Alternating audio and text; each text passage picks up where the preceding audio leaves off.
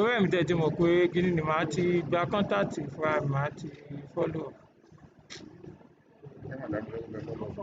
No, mo sọ fún àwọn ló mọ imú òun ọ̀ fún mi nọ́mbà ẹni yẹn wọ́n níyàwó dọ̀pẹ́ sí èmi kọ́ sẹ́ǹdì nǹkan.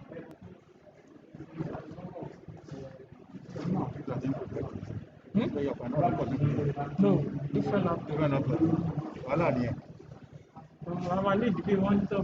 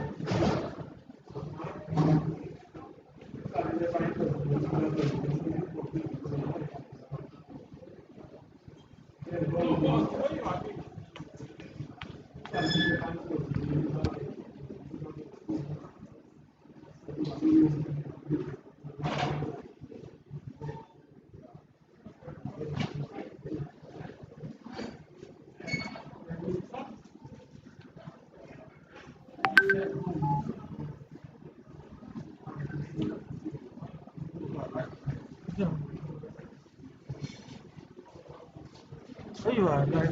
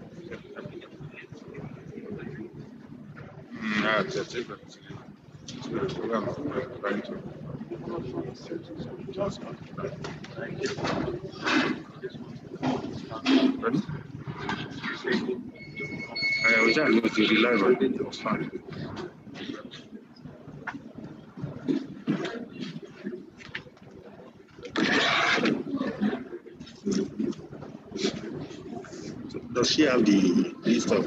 Yeah, that's what we're looking for. If there's an easy way to get the names of all the expected guests. Yeah, you know, after I just was the shower, okay. No, sure. No. I'm trying to go rest. All the names of the expected guests.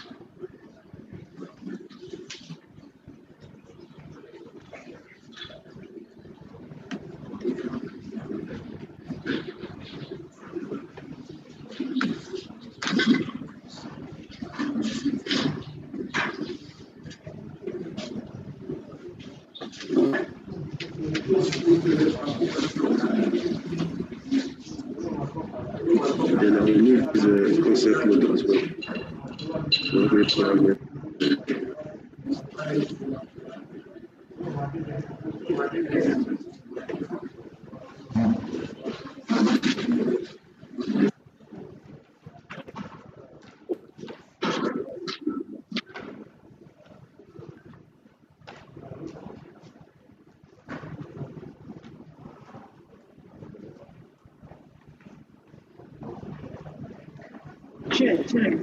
Orí lọ́dọ̀ mi.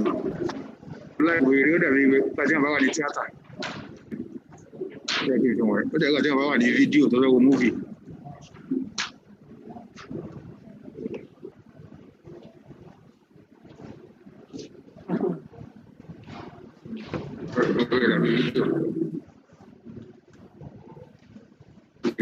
Oh my goodness.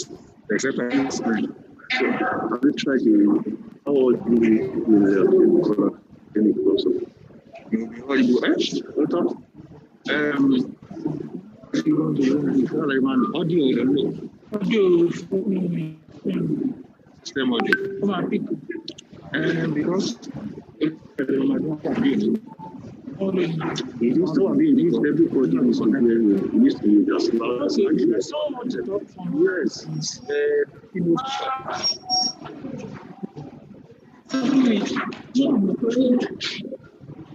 Charlie, into it, that if you connect your mountain.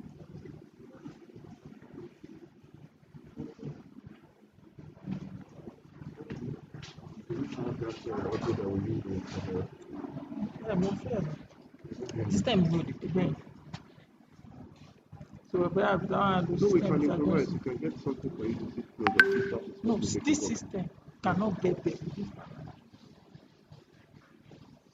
So is there any way Unless we use Mr. Johnson's laptop. Where is? No, you bring the laptop. Let's do that.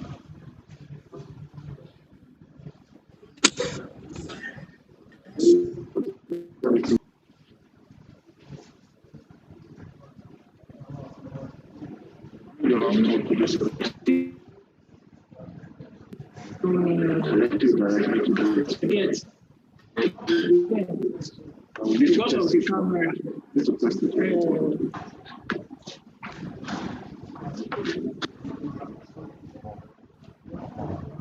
Is it difficult to speak for the later? No, but I don't read. I guess you morning. Yes. How do you know? Well, Because I'm the one that mobilized. Okay. Maybe. Not sure we discussed. so we can see. I thought I last Monday now. Is this way not fine? We're avoiding the screen.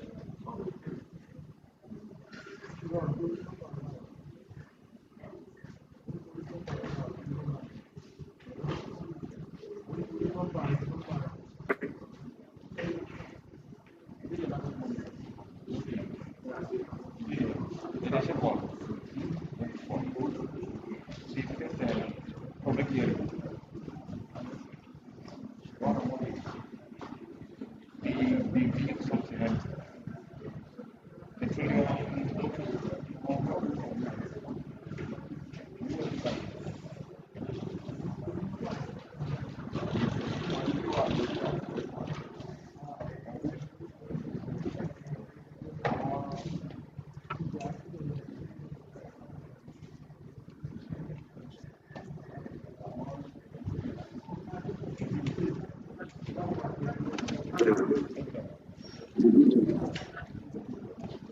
possible.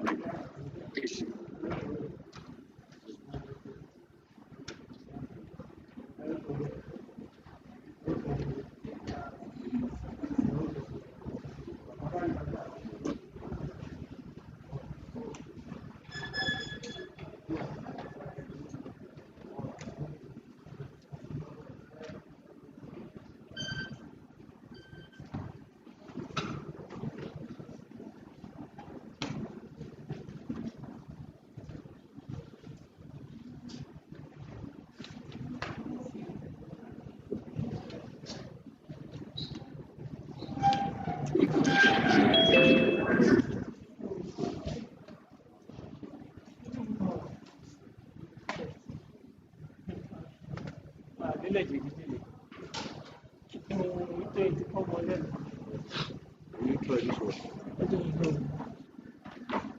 Try it out.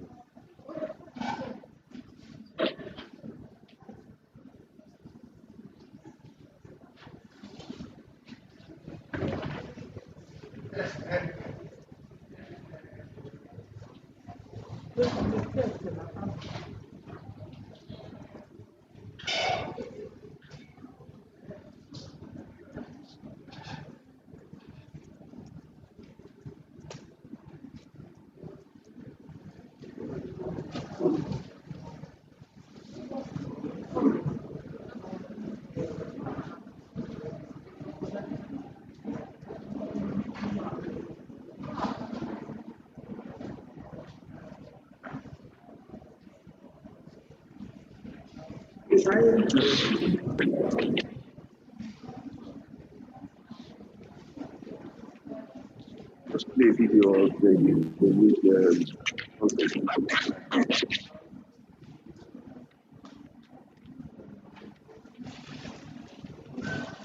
That's fine. That's fine. So, just play a song. Just play a song. Just play a song. Okay, from the system. No, it's not about it's about him. Okay, Let's look at it. Because the test, okay.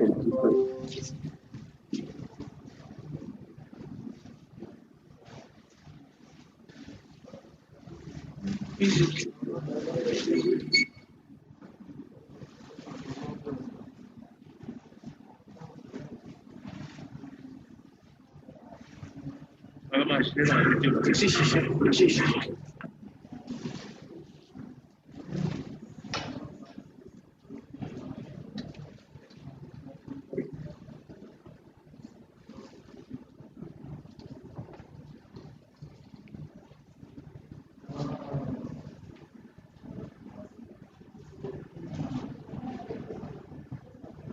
for your technical person.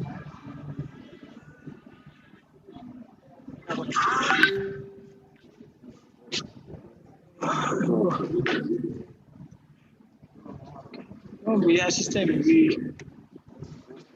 This is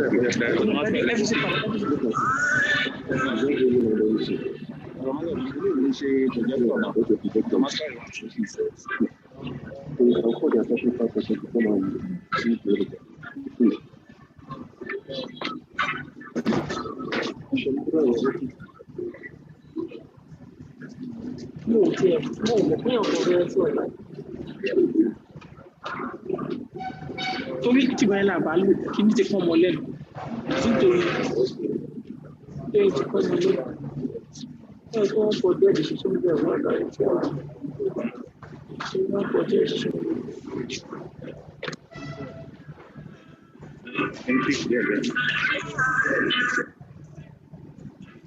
Hello, boss. Please, you need your attention video. There, I need attention.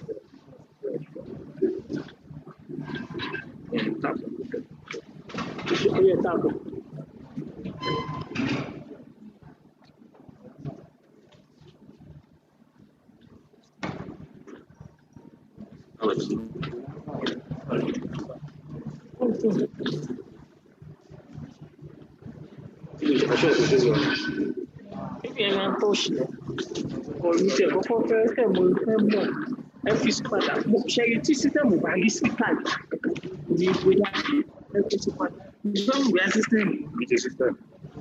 I do.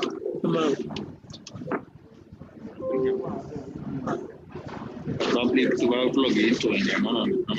Play. Automatically, no.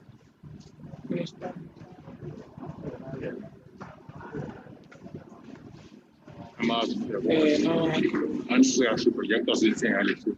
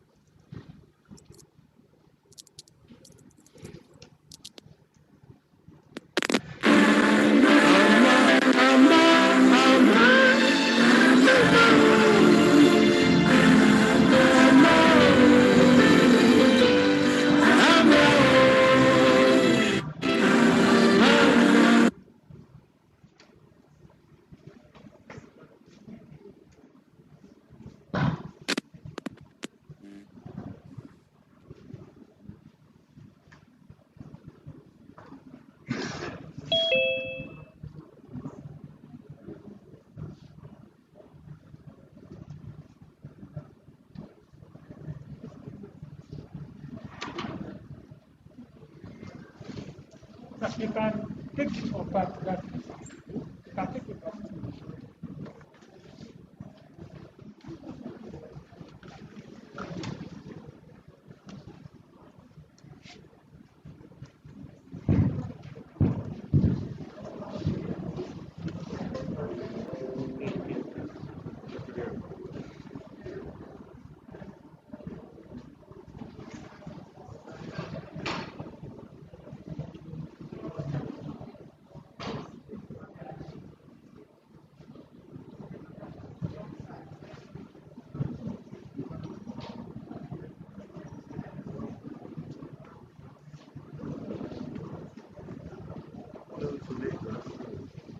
What we are doing now.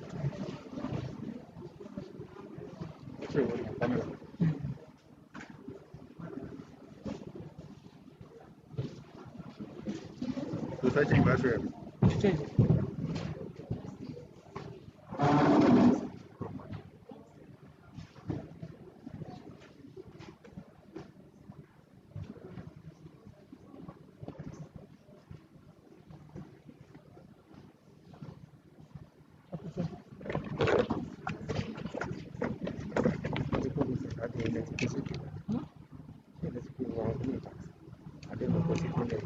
No needed.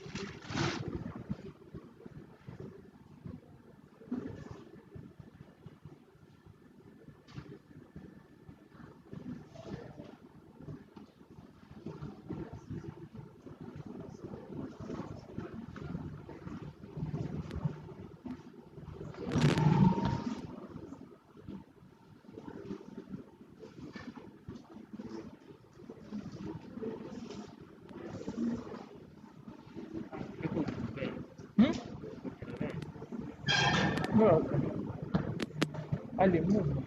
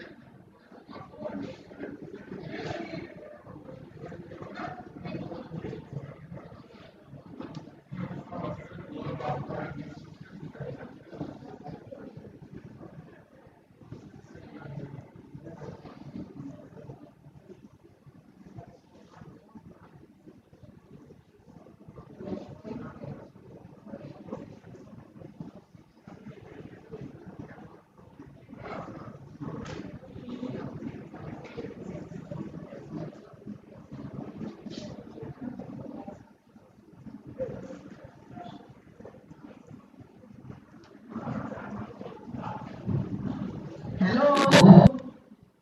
Hello, everyone. Good morning. Are we awake, alive, and enthusiastic? Are we ready? Okay. First, let me apologize for the late startup. We're still expecting some people, but as it is now, we have the classes. Is it half full or half empty? Huh? Okay, it's half full or half empty. So I think we should proceed. As people come, they'll join us. My name is Amina Babawandikidado. I'll be your facilitator for today and tomorrow. And hopefully, we're going to have a very good time together. We're going to deliberate on issues of education, especially basic education, in light of the new realities we're facing today. COVID-19 came and disrupted everything for us. True or yes? Huh? Okay. All right. So everything came to a standstill. Everything, including education. But we know education never stops. Learning happens in different places. It happens at home, it happens in the school. But the formal education had a hitch. Somewhere along the line, some were privileged to have online classes. Even at that, I'm sure it was not as effective as having the one-on-one contact. Now schools are gradually reopening, but there are still some challenges. So we're here today to discuss about COVID-19 and the future of education in contemporary Nigeria. That is why we're here. And today, amongst us, we have some very distinguished people. Everybody here is special. So first, let me recognize everybody here. Please, can we give ourselves a round of applause? So we made it this morning, so everyone here is recognized. Everyone here is important. Your presence will make this work. So, but I'll still like to recognize some people that are here amongst us. So by my left, there's a table there. So if I call on you, please find your way and have a seat on that table. So I'll still recognize the Honorable Minister of State, Ministry of Education, Professor Emeka Nwajibu, who is yet to be here. So,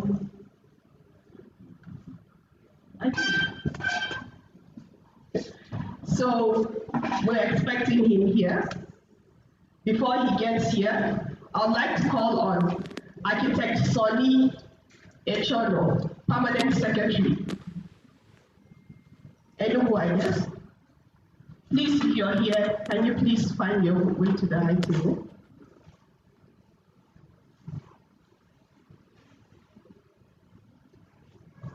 All right. We have Dr. Hamad Boboy, Executive Secretary, Universal Basic Education. Is he here? So as he comes, we'll still recognize him and give him his rightful seat. We have Honorable Wahab Alawi, Executive Secretary or Executive Chairman, Subeb Lagos. Sir, please, can you move to your special seat? Thank you so much. Please, can someone assist him? Thank you. We also have the Executive Secretary or the Executive Chairman, Subeb Kano, in the person of Dr. Danlami Hayo. If he's here, let's have you up here.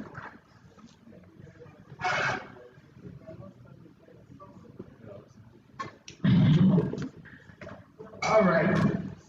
Then we have Mr. Ikeje Asogwa. I hope I'm not murdering these names. The Executive Chairman, Subeb Enugu. Sir, if you're here, please find your way to the high table.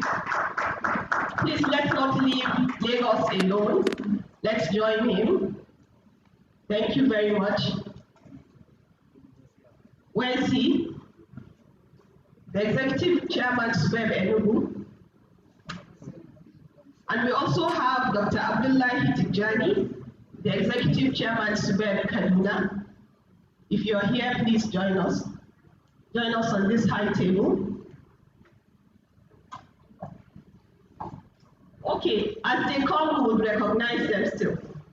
And amongst us, we have some distinguished people that are here to help us think through the process. They're going to give presentations, they're going to present papers, they'll be our panelists, they would open up our thinking processes so that by the time we're leaving here, we have charted a way of moving forward. So amongst our panelists, we have Peter Okebukola. Can we give him a round of applause? Is he here? We also have Professor Yemi Obasoro. Okay. You know, for us, if you don't put the H, we don't know which one is show, we don't know which one is so. All right. Then we have Dr. Olayinka Akonle. Did I get that one? All right. Thank you so much, sir.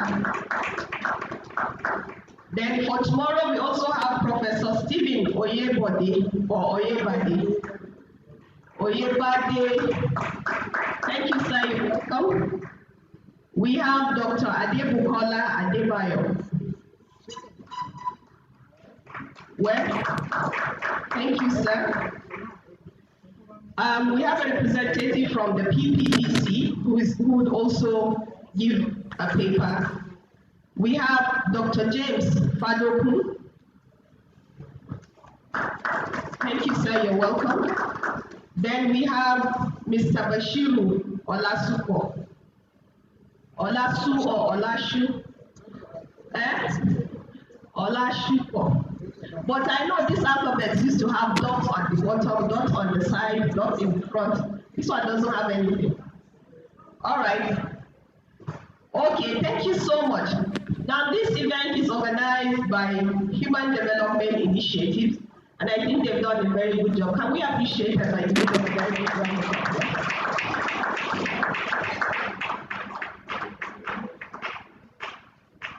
All right, and it is funded by MacArthur Foundation. Can we also appreciate them for putting down the funds so that we'll be able to achieve this? All right, I'd still like to recognize the presence of Mrs. Aboshede Adelaja from the Ministry of Education, Lagos. Ma, please can you come up to the high table? Permanent Secretary, thank you so much, sir. Permanent Secretary, Ministry of Education. She's not here? Okay, please can someone assist her with her package?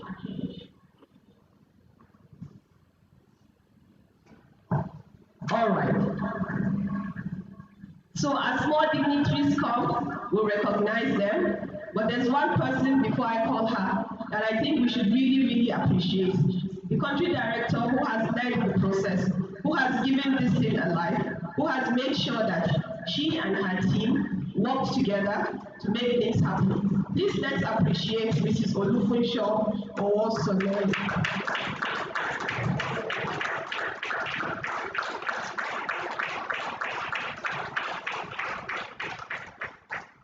All right then.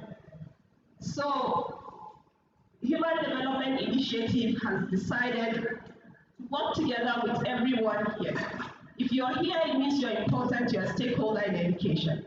So we're here to find out, how do we work within the new realities? If this thing happens again, how do we manage the education sector? Especially in the rural areas. If in the urban areas we're able to find ways to do online schooling, what happens to the rural areas? And we are talking basic education. These are small children. For some of us that have children at home that did online classes, it is you and the children that are learning together, because you have to sit and supervise. If you don't sit, they will not sit. So it's very challenging. So we're here today to put our heads together to see how we can chart a way forward of education within the new realities of now. Okay. So, all right. So as we have welcomed our dignitaries, please, we would like to start our program. Can we all rise and sing the national anthem?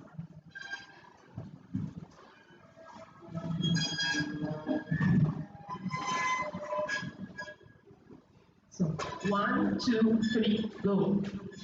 Arise, compatriots, Nigeria's follow faith.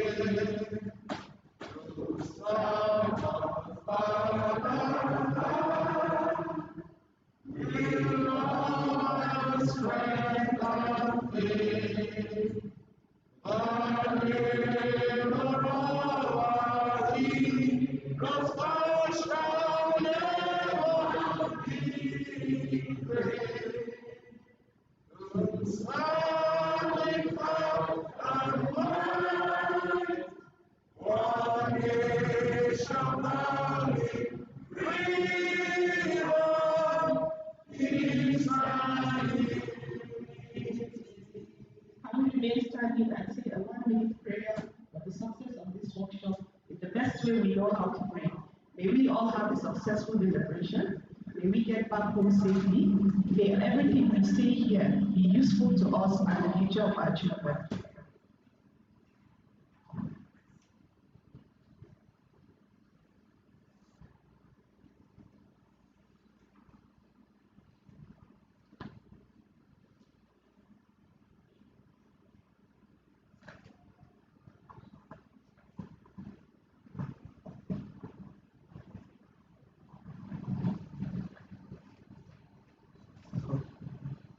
All right.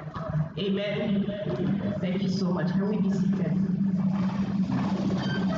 So we also have Dr. Ganiyu Oluremi Shokwenyu. He's also in our midst. He was the chairman, Lagos SUBEB. He was the former chairman for Lagos SUBEB, and he's still here with us. He still has the interest of basic education, and he's still here to support us so that we chart our way forward. Please, can he come up to the high table? Can you come up, sir? Enjoy, sir. You know, I should speak more Yoruba than this because I grew up in Lagos, but I've used me and Luka to eat all the Yoruba. All right, so I think we should try and start now. So in between, we'll try and energize ourselves. So we all went to school, right? Did we sing in school? Did we learn some songs in school? We did. Remember? Can we remember some songs? Oh my oh my oh my oh. When shall I see my home? When shall I see my home? I will never forget. But I saw me wele. So bata blam blam bata ewure.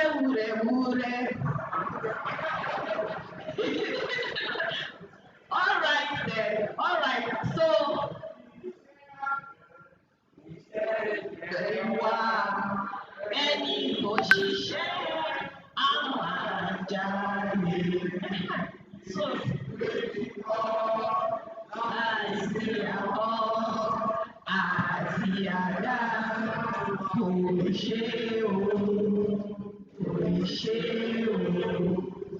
and also,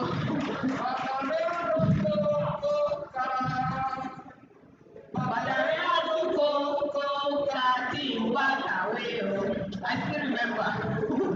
All right then, so there's a lot of things, we'll still come back to some other things, and so because we want to make this as interactive as possible, and we should remember that it's basic education, so we're talking about small children. On this note, I'd like to call on the country director, HDI, Mrs. Olufunsho Owosign.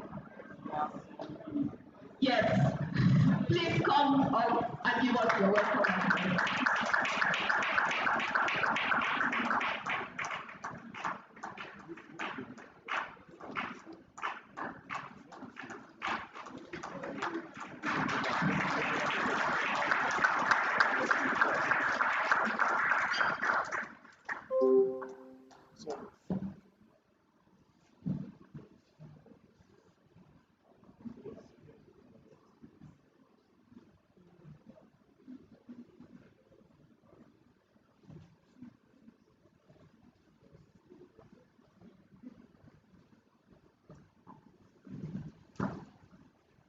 Honorable Minister, State for Education, Mr. Emeka Wajiba, Permanent Secretary, Federal Ministry of Education, Architect Sonny Echono, Executive Secretary, UBEC, Dr. Ahmed Kovoyi, Permanent Secretary, Ministry of Education, Lagos, Mrs. Abosede Adelaja, Permanent Secretary, Kaduna, Chairman, State Universal Basic Education Board, Lagos State, Honorable Wahab Alawiyekin, Enugu State, Mr. Ikeje Asogo, Kaduna State, Dr. Tijani Abdullahi,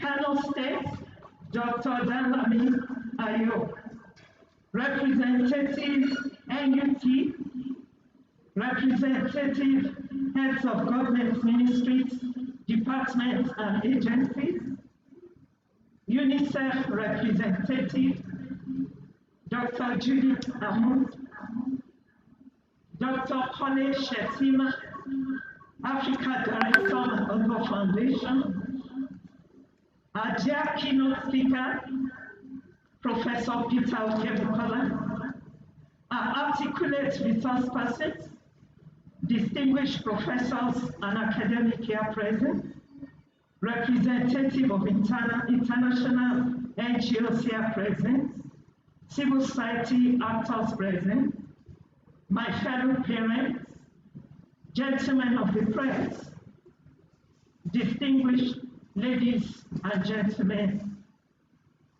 it's with great pleasure that I welcome you all to this education summit at such a time as this in our national life.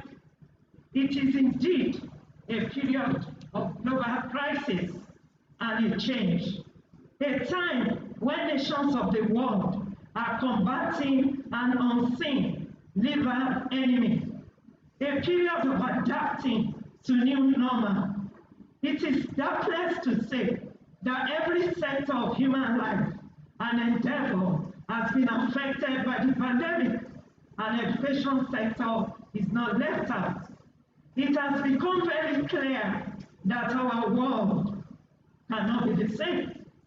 With a growing number of people with virus, as reported by the National Center for Disease Control, the government had no choice but to shut down schools to slow the spread of the pandemic.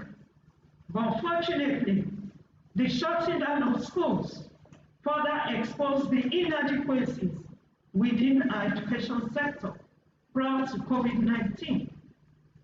Nigeria had highest number of out of school, Well, just like it is said, that every problem is a blessing in disguise.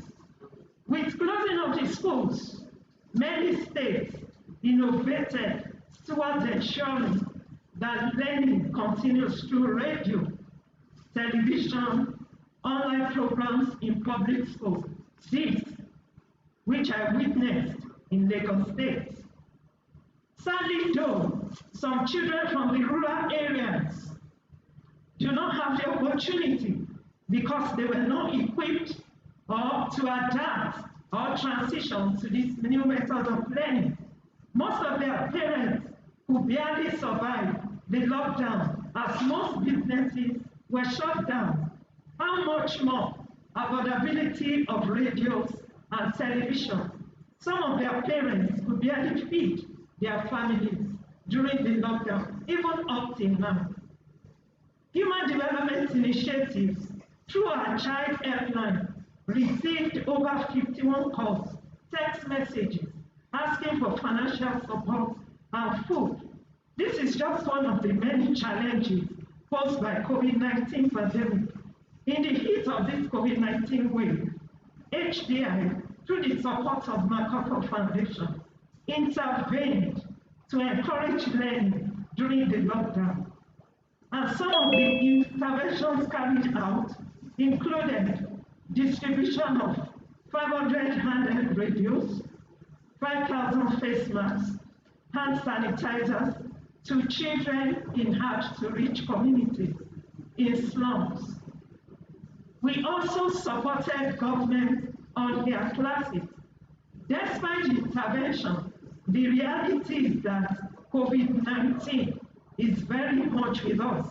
And while this unforeseen foe continues to rage on, it has become crystal clear that we have to just adjust to the situation that is on ground. This summit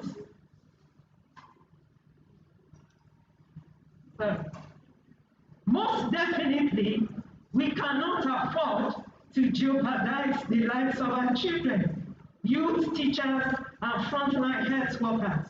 Yet, we must not mortgage the future of our children by indefinitely blocking them from education. This is akin to the dicey situation of living between the devil and the deep blue sea. The picture therefore comes to mind of an ancient Yoruba adage that paints the picture of the dilemma of that messenger of a paramount ruler who must deliver message of his king, but then must cross the perilous river that never spares its victims. It is indeed important for all stakeholders to double their efforts to advocate, initiate, create, and innovate positive change in the area of law and policy reform, implementation and deployment of technology to bridge the gap in the education sector, institutionalization of good governance, transparency, and accountability. Like never before, this is a time of serious concern and demand to improve delivery of effective, quality education at all levels in Nigeria, especially basic education. Basic education remains the fountain and foundation of lifelong learning. It is a time for a national discourse and a dialogue. It is a time to strategize, deliberate on the way forward for education in our nation. This summit is a step to this direction. Organized by HDI with support of Makoko Foundation, aimed at charting a course forward for education in Nigeria. Over the years, we have been involved in advocating for quality education in Nigeria. Our efforts have included mentoring, counseling for protection of rights of children in schools, and more recently, tracking the utilization of UB funds with the support of Makoto Foundation, and in collaboration with UBEC Abuja and Lagos State's Basic Universal Board, Education Board. I want to use this opportunity to appreciate the leadership of UBEC, Dr. Ahmed Oboyi, and Lagos UBEC, former chairman, Dr. Chopin, and the current chairman, Honorable Wahab Olawiyekin, for opening your doors whenever we knock for information to make our work easy. There is no denying the fact the education sector has made some progress over the years since the return to civil rule in the present-day republic in 1999.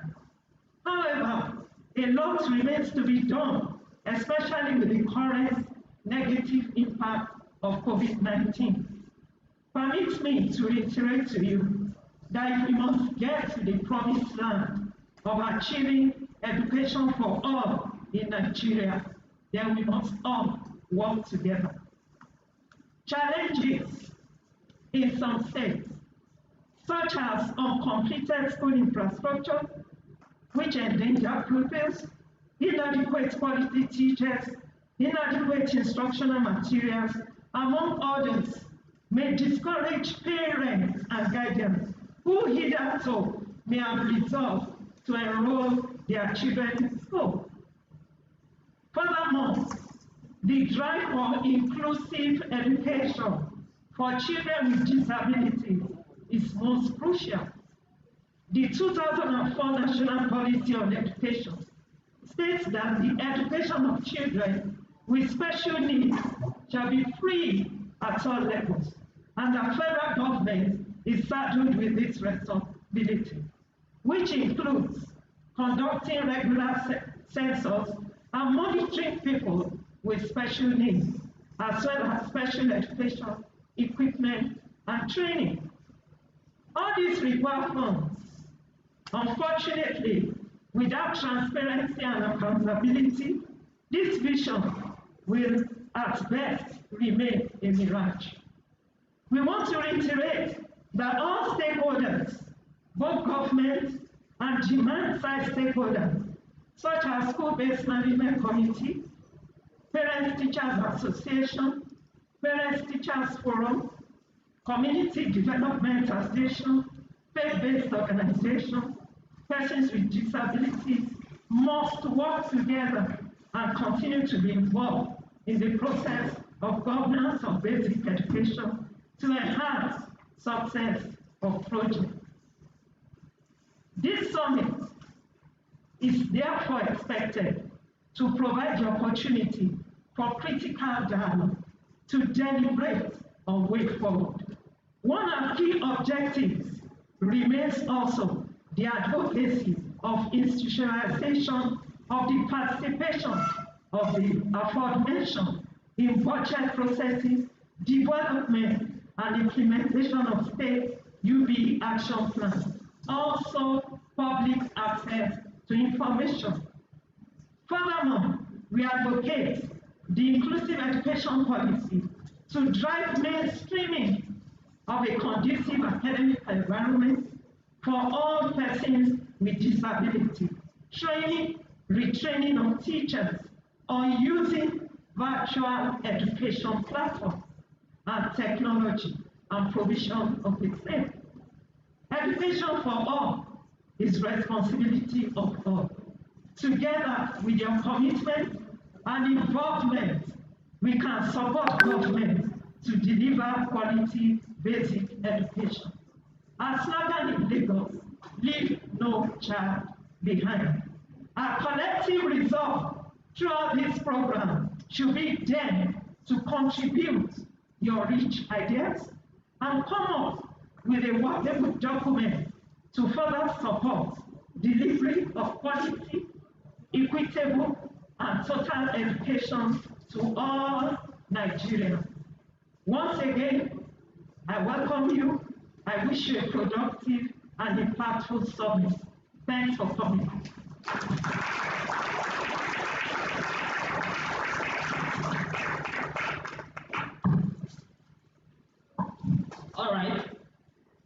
Sorry, madam, please wait. Who heard the emotions and the passion in her voice? Everybody. So that round of applause did not portray it. So let's give her very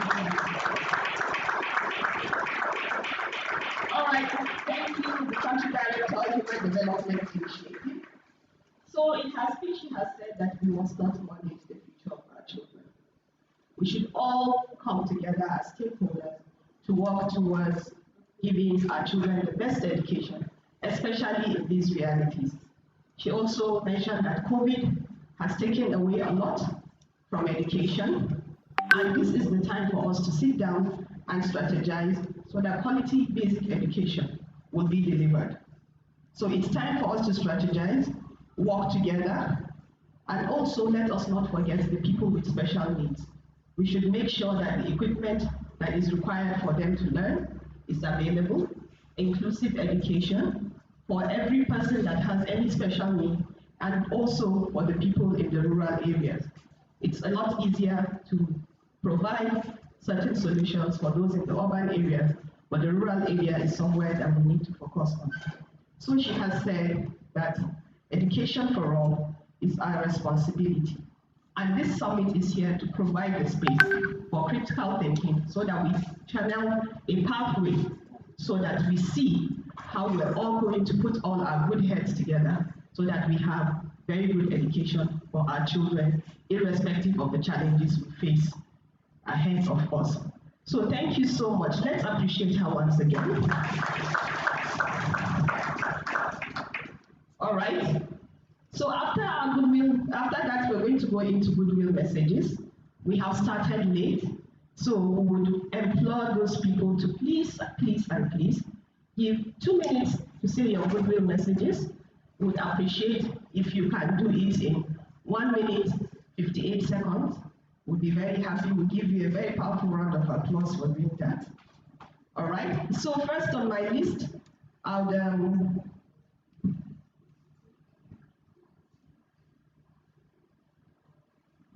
call on Mrs. Abosede Adelaja, the Permanent Secretary, Ministry of Education, Lagos.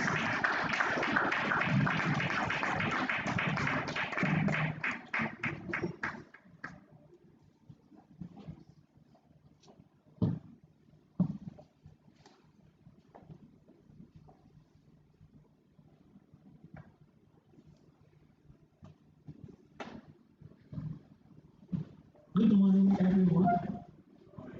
Please permit me to stand on the established protocols to save time. For notwithstanding, I recognize especially members of the top table. Do I call it side table as it is today? It's indeed an honor it's an honor for me and pleasure to be here to work together with HDI.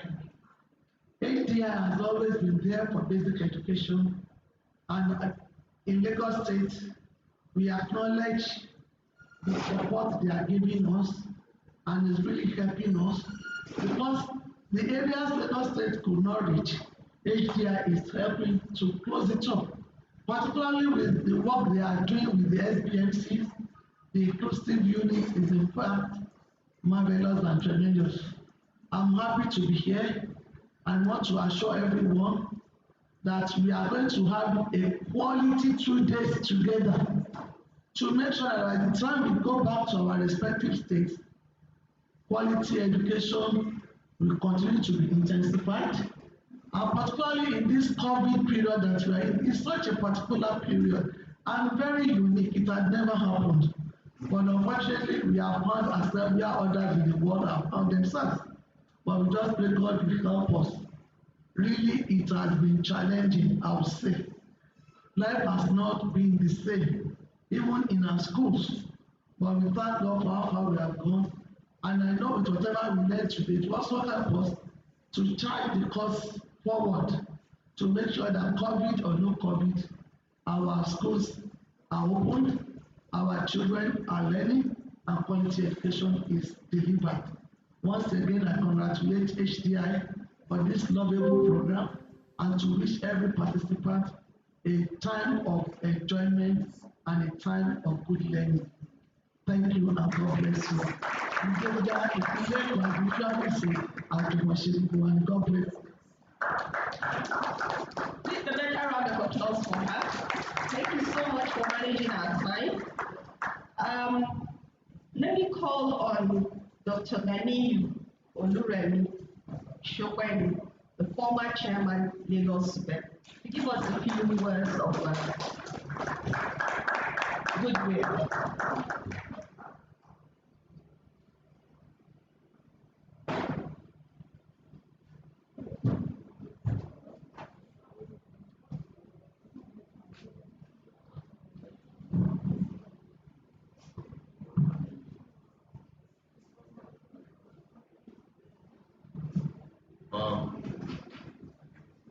Distinguished ladies and gentlemen, I say good morning to everyone, and especially to our big men and women on the top table.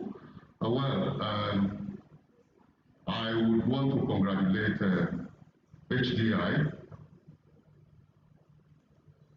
for this yet another milestone in the various activities that have been put in place to move education forward in Nigeria. Without being sentimental, Lagos State in particular. I say this because I know the efforts HDI has put in place to assist us in basic education, in particular in Lagos State. I say congratulations.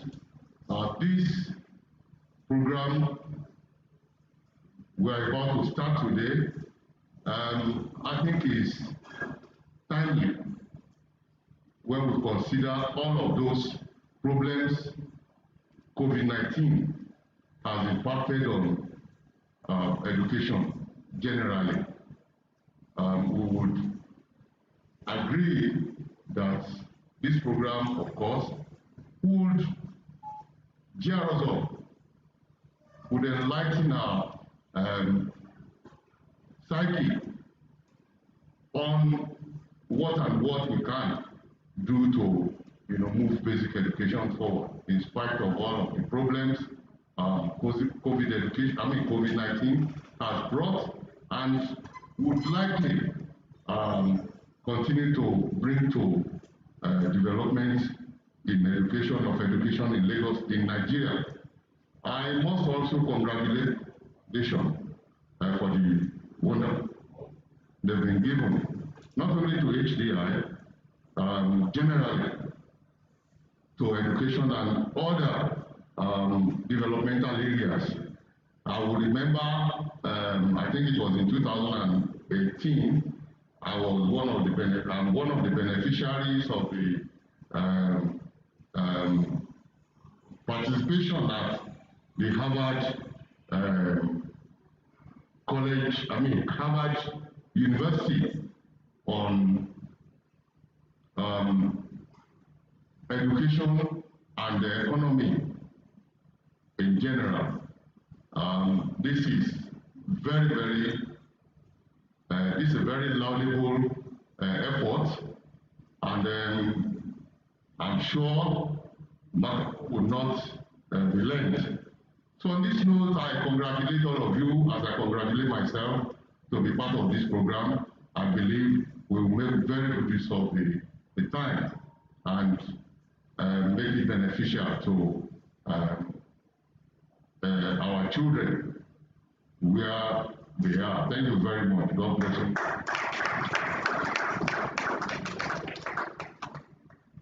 All right, thank you so much. So at the end of your name, you should write Harvard online. You know, it's not easy to go to Harvard. All right. So I'd like to call on the Executive Chairman, Subeb Kaduna, Dr. Abdullahi Tijani. If you're here, please, can you come and give us a few words of goodwill?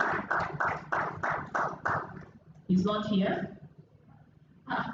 Sir, you are not on our side table. Please let's support him. And also, we should get someone to support him to take his things to the table.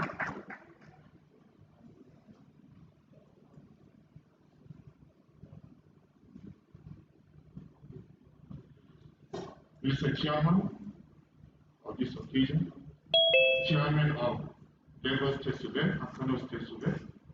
My name is Idris Ali, Director of School Management, representing the Kaduna State Chairman. I want to express our delight for being part and parcel of this program. We thank HDI and ACTO for actually organizing something like this, which will go a long way in promoting quality basic education in particular. I want to welcome all participants here, and I wish and pray at the end of the day, we shall have a very fruitful outcome that will impact in the basic education generally. We welcome you, and we pray God will see us through and return to our various destinations. Having said that, I want to assure you, Kaduna is always committed to basic education in particular and education in general. As I'm talking to you, we have addressed most of the issue of COVID-19, and we have started taking our schools in phases. We started with these higher institutions, and today, I want to assure you, most secondary and primary schools are now back to school for proper care and taking COVID-19 protocols into consideration. So I wish you all the best, and I hope and pray we shall have a very successful celebration. Thank you once again, and may God bless you all. Thank you very much, Dr. Abdullahi Tijani. Next, I'd like to call on the Executive Chairman, Subeb Enugu, Dr. Ikeje Asowa. Let's appreciate him.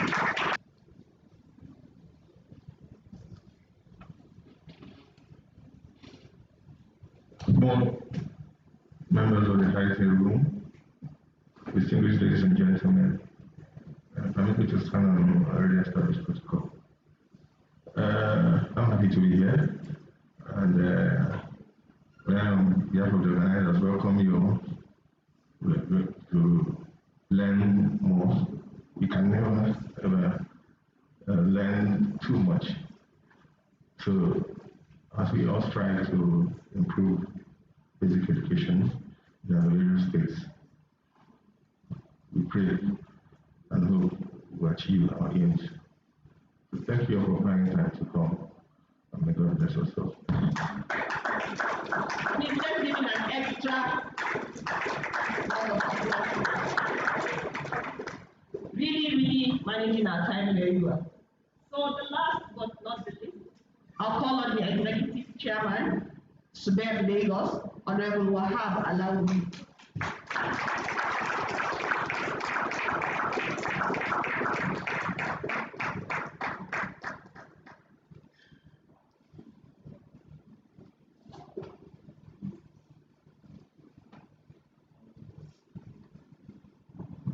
Good morning, ladies and gentlemen.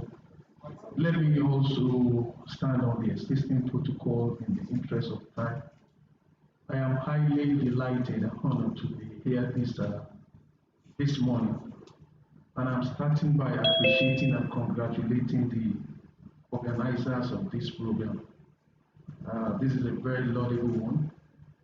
We want to encourage you to do more of this. We thank you for your support always. We also thank you for your encouragement in the basic education sector. We have been able to do two things. And from there, I want to advise us to move on. For us in Lagos, we have been able to reopen our schools safely after the lockdown. So it means it has been established that in-person learning can actually happen with precautions behind our minds. That is number one. Number two, it has also been clearly demonstrated through various distance learning platforms that learning and teaching can actually happen off-site. So we have been able to establish those two factors, and I want us to move on from that place. If we look at this year International Day of Education, the theme is Recover and Revitalize Education for COVID-19 Generation. I believe that is the essence of our gathering here today, is to rub mind, exchange idea, and see the way forward. Ability to recognize the challenge and provide solution. Which was a very purposeful, impactful, and successful deliberation. Thank you very much. Good morning once again. I think we can do better.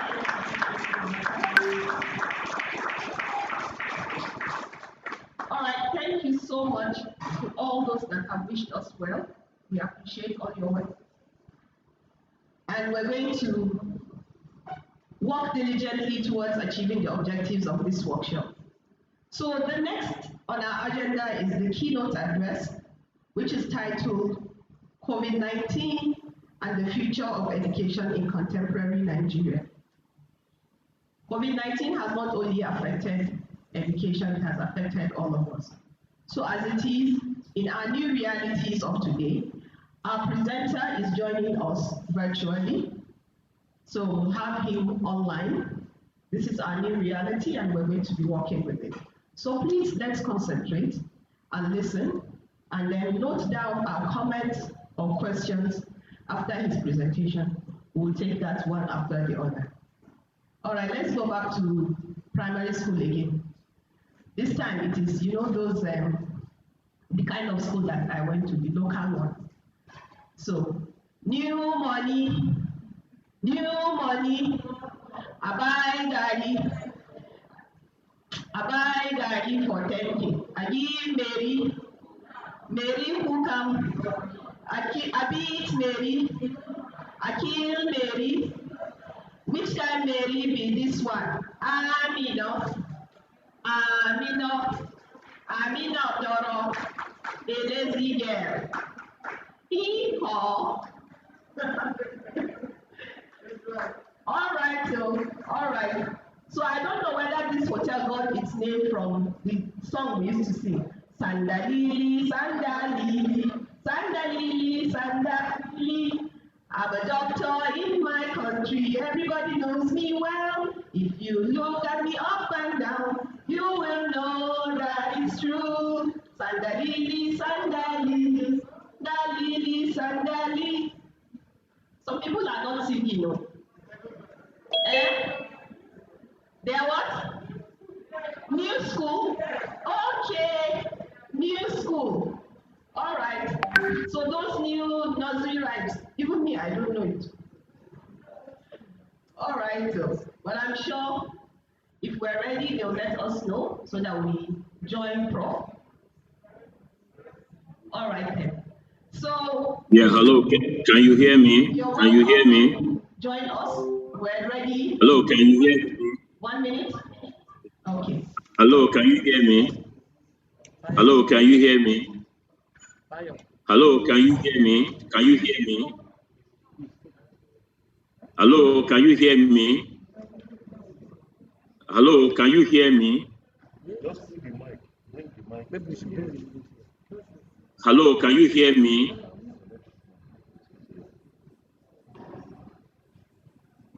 Hello, can you hear me? Hello, can you hear me?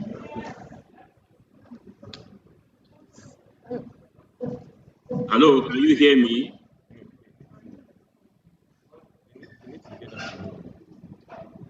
Hello, can you hear me?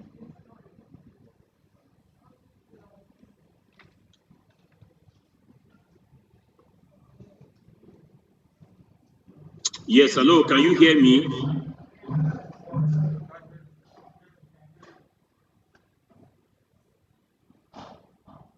Yeah, hello, can you hear me? Can you hear me? Hello, can you hear me?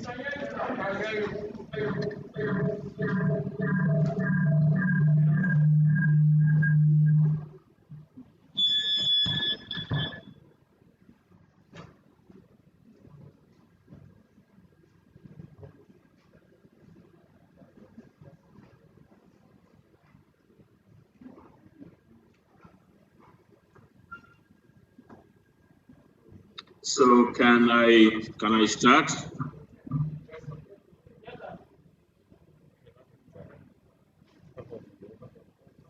Are we?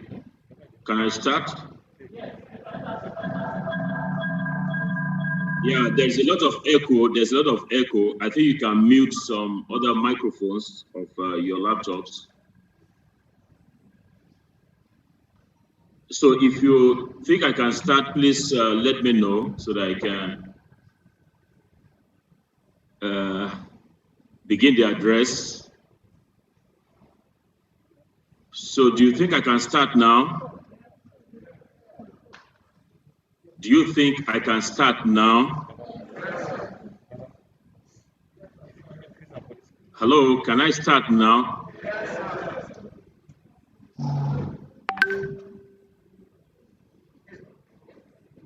Hello, technical people, can I start now?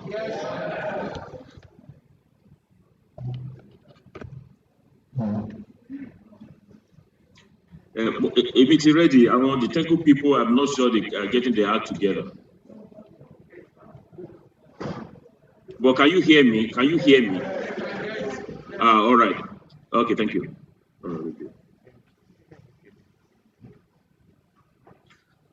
Your Excellencies, I'd like to specially recognize the Executive Chairman of Superb Lagos, Honorable Wahab Alawiyekin. I listened to him just now and I felt quite excited about his brilliance and his understanding of the basic education subsector and the event of COVID-19 that we are discussing. I'd like to also recognize the chairman Superb of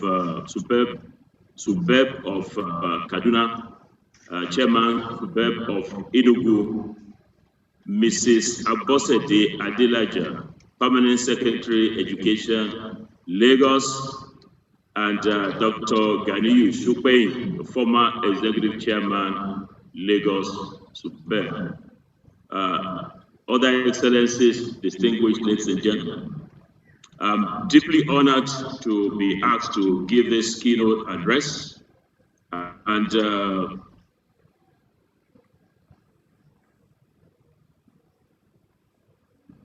please just give me 1 minute, yes.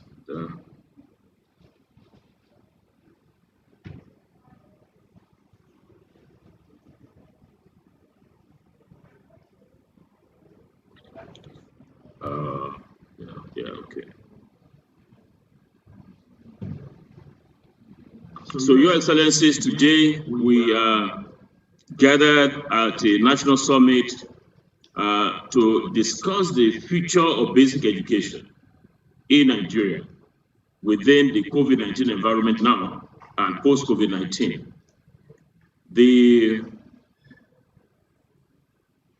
I wish to extend my congratulations to HDI with support from MacArthur Foundation for organizing this summit. And as you can see on my screen, we have a very powerful board of trustees. I've just extracted 3 of them from the list, chaired by Professor Sarah Oloko. And then you have Professor Bolaji Owasonoye, the ICPC chair, and of course, the country director, Mrs. Olufunsho Owasonoye. We'd like to congratulate you on this, for organizing this event. I was quite thrilled with the vision of HDI, which is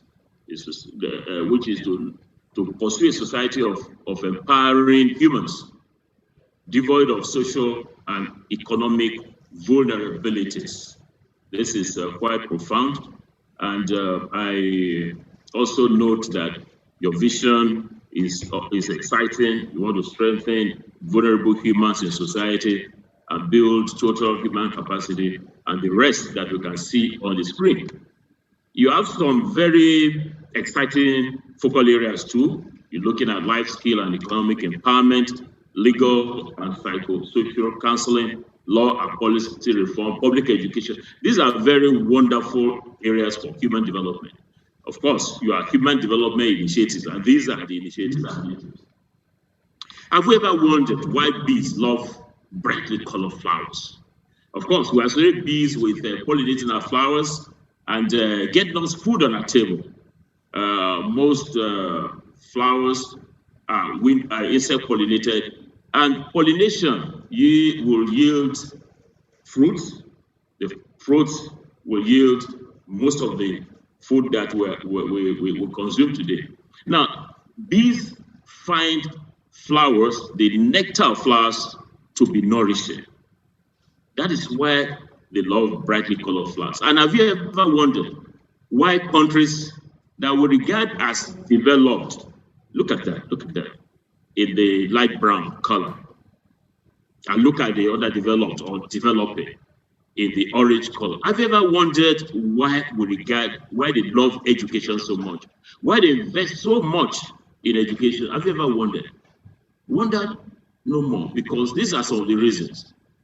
These countries invest in education because they know that it will lead to better overall health for their citizenry. It will lead to food security, environmental security. It will improve poverty or lower poverty rate. It will engender, it will advance gender equality and a host of several other things that you are familiar with. But today we are narrowing to basic education. When you say basic, basic means foundational. Of course, without the foundation, the building will collapse.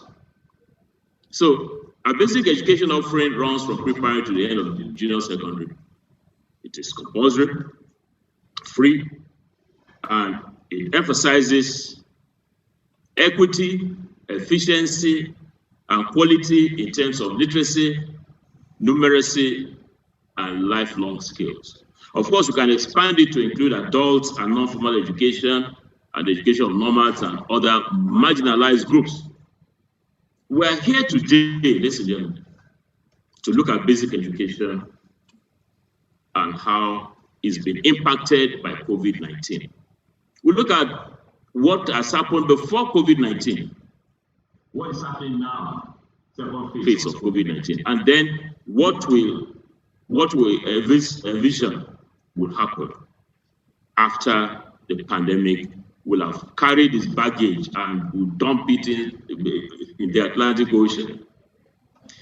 I'm going to filter the pre-COVID-19 experience on nation into three. There are several, but into three. We look at access, we look at quality, and we will look at equity. Let's look at access. It's such a huge delight that about 10 days ago or so, my boss, the Minister of Education, Malam Adamu, announced that, the figures that were bandied about, 14 million, 10 point something million, 10.5 million, well, now reduced to 6.9. This is worthy of applause, and we congratulate him, the Federal Minister of Education, and all the State Ministry of Education and the FCT for lowering this out of school children. But I have some ratios which I'll be measuring access with at this presentation. I've derived the data from UNESCO. So we are what we call the gross enrollment ratio in primary education. Mind how I pronounce that word. My English teacher tells me that, look, it is not gross, like sound gross. It is gross, but that's on the side. So gross enrollment ratio in primary education is 93.7. What is gross enrollment ratio? Gross enrollment ratio is a measure of those who should be in basic education, primary education, that are there Ratio of who should be there and those who are there, regardless of it. So you can get under 8 children coming into primary education, you can't. You can get over 8 children coming into primary education, you can't. So this figure can actually be more than 100%. So for Nigeria, it's 93.7%. Private enrollment in primary education, 14.9. Female education, female students in primary education, you can see all the other figures there. Completion rate for primary education, that's what you have pre-COVID-19. Let's look at quality of basic education. You will see a report from UBEC, a great organization. We're proud of Professor Boboyi there. I'm glad that the executive director, our mommy, Ms. Owasoyi, mentioned that UBEC has been doing well. It's a good partner, and also the state boards. So this is a 2017 report, but I'm going to share with you some recent data that we gleaned from our studies. Quality, largely, our schools are largely, not all of them, poorly resourced. Many primary schools, you find dilapidated buildings, crowded classrooms, and all of that. You know the entire story. Don't let anybody deceive you to say that the curriculum of our schools is bad, is poor, is irrelevant. For us, my research group, that is, well, I don't want to use the harsh word, but our curriculum is good. It's not that it's perfect, room for improvement, but you see, we have looked at curricula in other lands, and we know that curriculum is not the challenge. It is the delivery of the curriculum that is the challenge. So our curriculum is good, but delivery is weak. Next, about quality, we have teachers that have unacceptably low content knowledge. What does content knowledge mean? Content knowledge means the knowledge of your math, of your English, of your social studies, of all of that. They are so now poorly trained in the teacher preparation colleges. So the teacher does not know as much as the pupil. So we have that challenge in terms of quality. Then, if you assess the exit behaviors of our children in literacy, numeracy, life skills, you find that level of development is very, very low. I'm not talking in absolute terms. I'm talking about the mean or the average people. You find that it's rather poor. And of course, examination malpractice has been flourishing forever and a day. Let's go to equity. I'm happy to report that in terms of gender parity, that's male-female ratio, you have 0.47, which is not bad at all. If you look at global comparisons, you find that this is not bad. But equity in terms of a geopolitical zonal disposition of access is completely lopsided. And we know the data, the Northeast, the Northwest, you have the disproportionately lower level of access than several of the southern zones. Now, rural communities are still grossly underserved. That was mentioned in the address of the executive director. Now, basic education during phase 1, let's go to pandemic. We've done before, let's look at during. Now, lockdown happened about March. So when is lockdown? It means you stay at home. The children stay at home, and so they couldn't go to school, and consequently that had its attendant ill effects. You see, the children being at home, it will mean that they will come up with all manner of negative attitudes and attributes. Pregnancy. There's somebody who's scribbling on the screen there. Can you usually stop the scribbling? I'm so sorry. There's somebody in the gathering that is scribbling something on the screen. So lockdown, hindered access, as I said, and early pregnancy and all that were part of the thing. Mohammed Ali is requesting remote control of my screen. No, please. Can you? The person is messing up my screen. I'm so sorry about that.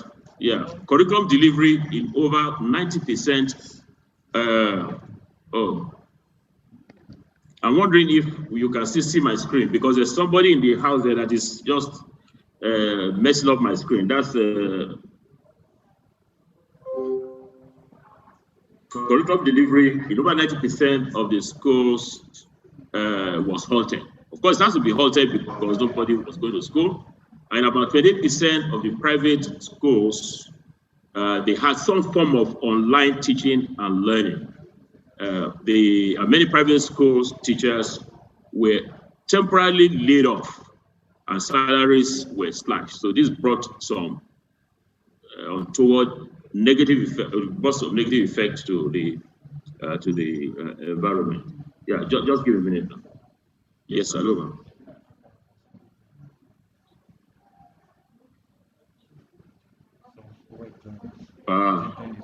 Okay, I should reset. Okay, that's fine. Thank you.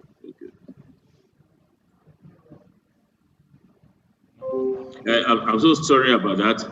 There is. Okay, let me stop sharing the screen and I can just present right from here.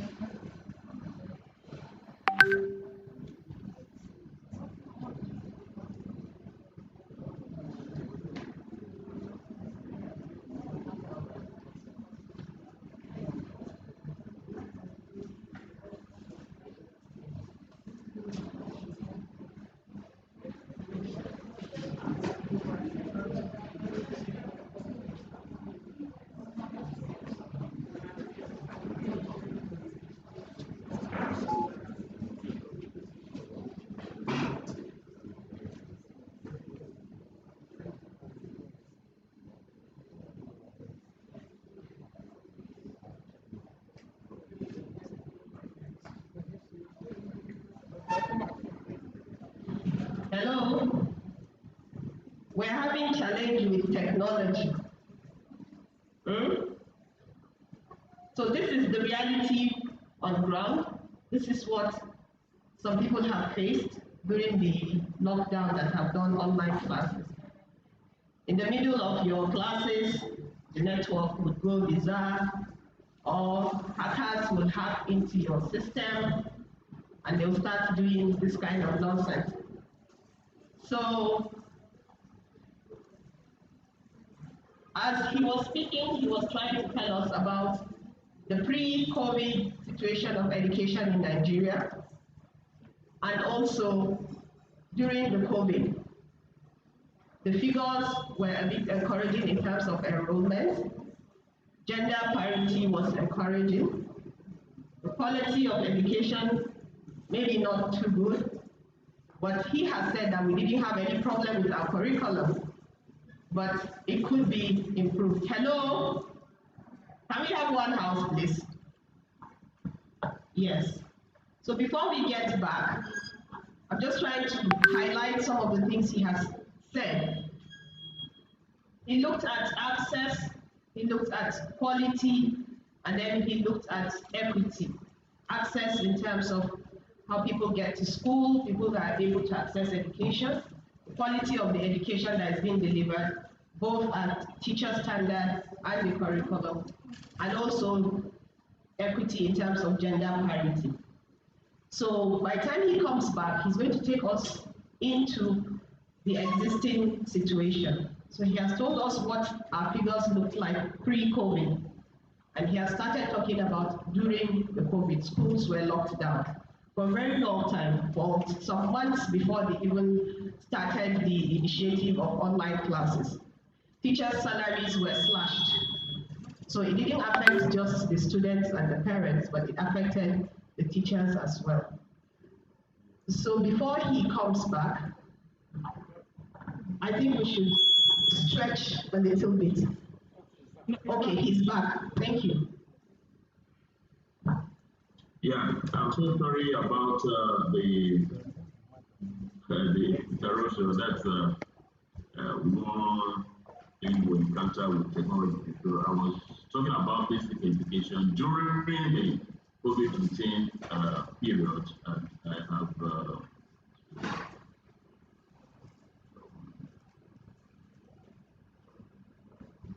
I talked about the hindering of access, curriculum delivery also has some challenge, and the private schools did their best, but because of the issue of reduction in salary and the few other challenges, the delivery was limited, and the quality that we anticipated couldn't happen, and we expect that this will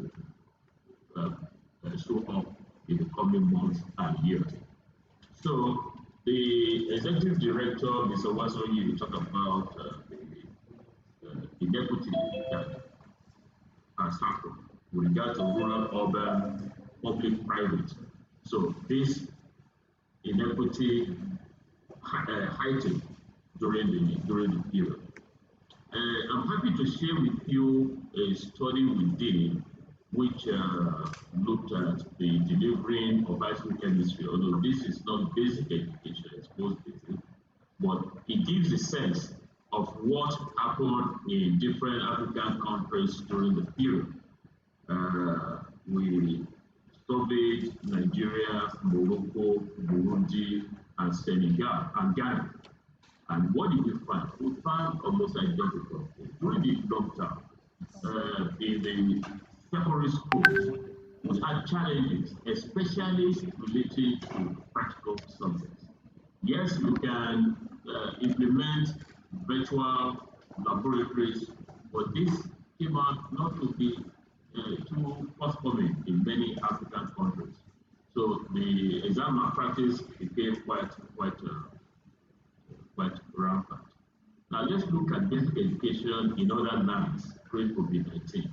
I'll just pick it. UNICEF regional director reported about 3 months ago that 7 of 24 countries in West and Central Africa have reopened schools since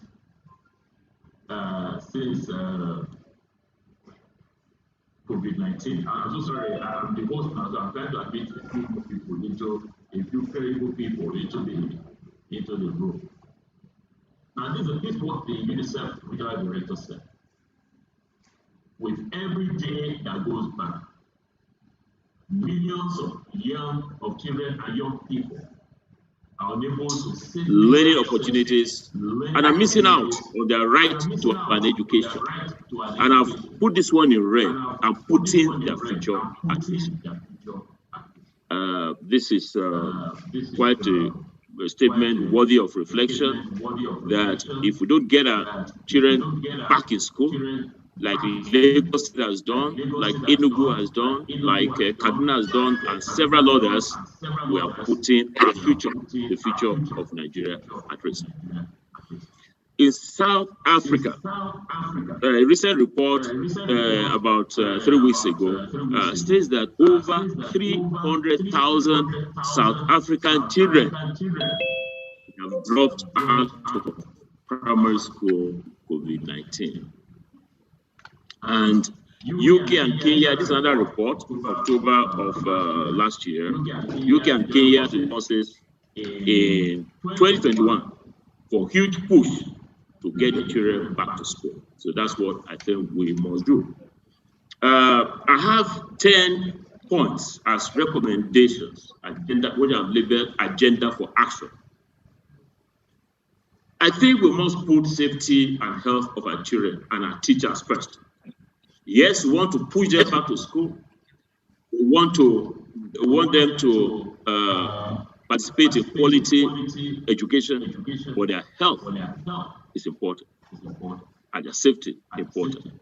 So the first thing I've listed here, but don't you know that we must support schools, public and private, in the implementation of the FME guidelines on reopening schools. We know what the guidelines are like. Get a clinic in place, ensure you take temperature of the students and the teachers, hand washing, face masks, sanitizers, and all of that. Now, many schools will tell you they don't have the funds to implement these protocols 100%. So government must try to support the schools, public and private. You see, the private schools are very hard hit because parents are unable to pay salaries on account of the depressed economy. Sorry, not salaries, pay the tuition fees of their children on account of the depressed economy, and so these schools are running on very slim budget. And you're asking them, get the clinic in place, get all the other non-pharmaceutical interventions in place. So I think we must give them some support. And must ensure sanctions. It's not enough to put these guidelines here. Our executive chairmen are here. Who are not able to tell us. It's not enough to say these guidelines are in place. We obey them for 1 month or 2 months, and thereafter nothing else happens. Everybody, the whole thing is in disarray. So we must apply a regime of sanctions for those who are not able to follow the protocols.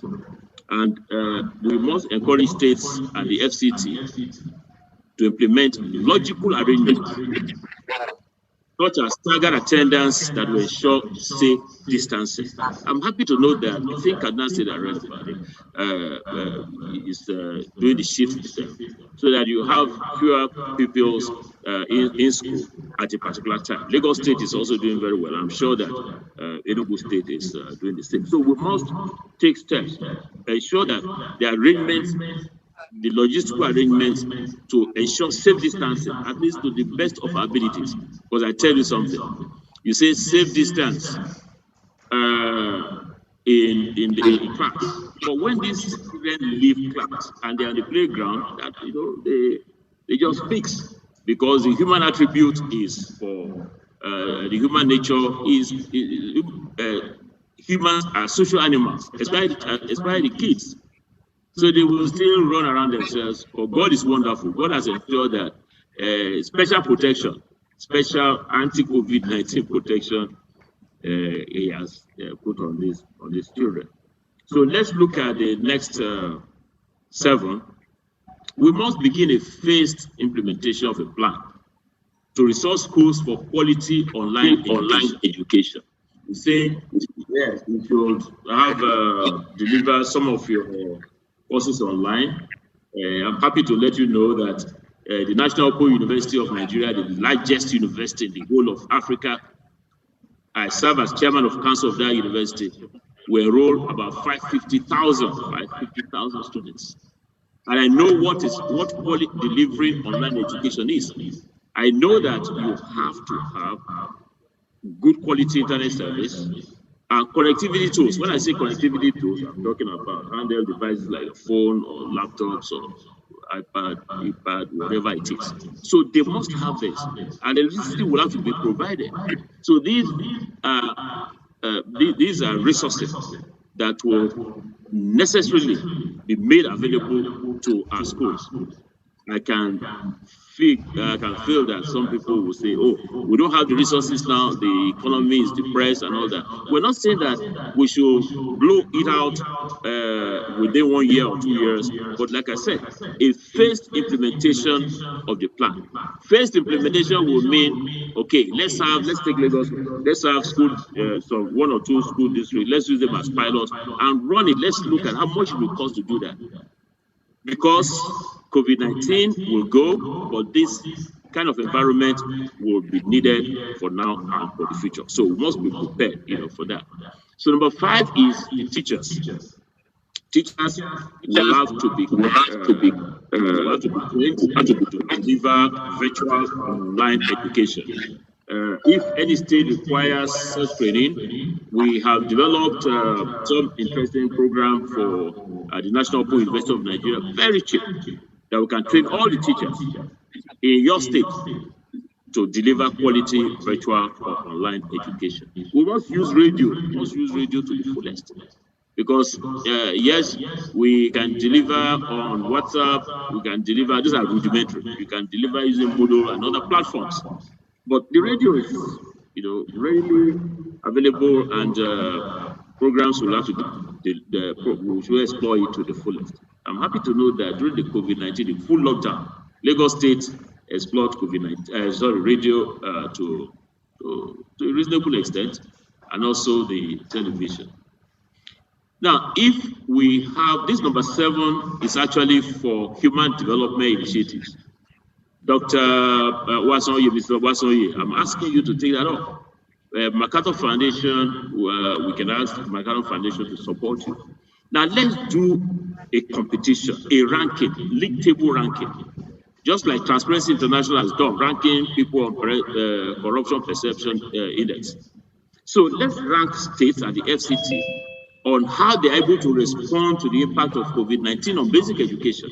If you require some technical advice for free, I'll be able to give you that, because I'm in the ranking business, ranking of universities, ranking of other things. So you see, when you rank, and ranking comes out in another 2 months, are you able to see that, oh, Lagos State or Kaduna State or Enugu State have come first, second, and third, and the others are struggling behind? I mean, when it's published, they will be stimulated to say, okay, fine, let us, in the next outing, let us ensure that we do not, let me use the common physiology, carry last. Number 8 is for NGOs, especially the human development initiatives, to raise public awareness. We want to continue to raise public awareness on the response of and be part of the response of the impact of COVID-19 on basic education. Local languages are important. Most of the deliveries that I watched over the last 7 months from states and states were mainly English. So it'd be nice to deliver ensure online delivery using some of the local languages for basic education. And this homegrown school feeding program, a very great idea of this administration, and would like to ask that it be strengthened so as to attract more children to school and to improve their health and raise achievement and retention rates when COVID-19 is over. Now, I have a plea before I go, and that is to request MacArthur Foundation and others to support human development initiatives to widely disseminate the communique of this summit. By tomorrow, this summit will end, and you will reach some conclusions. You have an agenda for action. Some of the ones I proposed may be there. And the communique should not pick dust in fires and on shelves. HDI, you must ensure that you widely disseminate this communique. And apart from disseminating, you ensure that we track would track the implementation of the communique. You know, when Dr. Mr. Wasoyi asked me to come deliver a keynote address at this summit, I immediately accepted because I know that this is something that she can do. The executive chairman of Lagos Superb, Honorable Wahab Alawuyeke, said just now that, and the others, that HDI, they depend on you, and also the permanent secretary, Mr. Abose de Adelaja, Education Lagos, that, I mean, HDI, you've been doing quite well, supporting Lagos. So we want you to act, we want you to disseminate the outcome through the communique of this summit as widely as we can. And I have a last line. My last line is this: that only God's protection is sure. You can take all the non-pharmaceutical interventions, take the vaccines and everything, but God's protection is the one that is foolproof. The last 2 months, I lost several of my friends. They took all these precautions. They didn't go to places where they could be exposed, but they were hit by COVID-19. Only yesterday, another one added to it. So my last line is that it's a prayer that God should protect us and our families throughout this pandemic. I thank you for your attention, and may God continue to bless our efforts.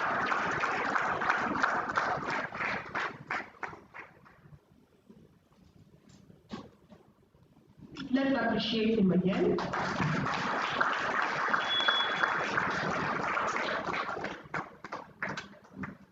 So he has talked a lot about what has happened during the COVID-19 lockdown. Schools were shut down.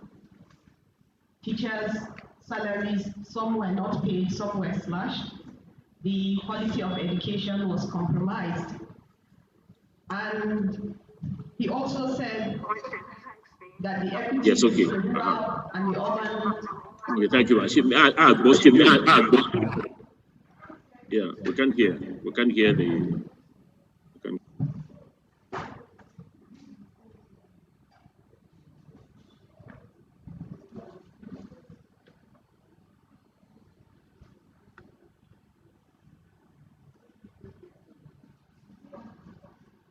Okay. Can you hear me?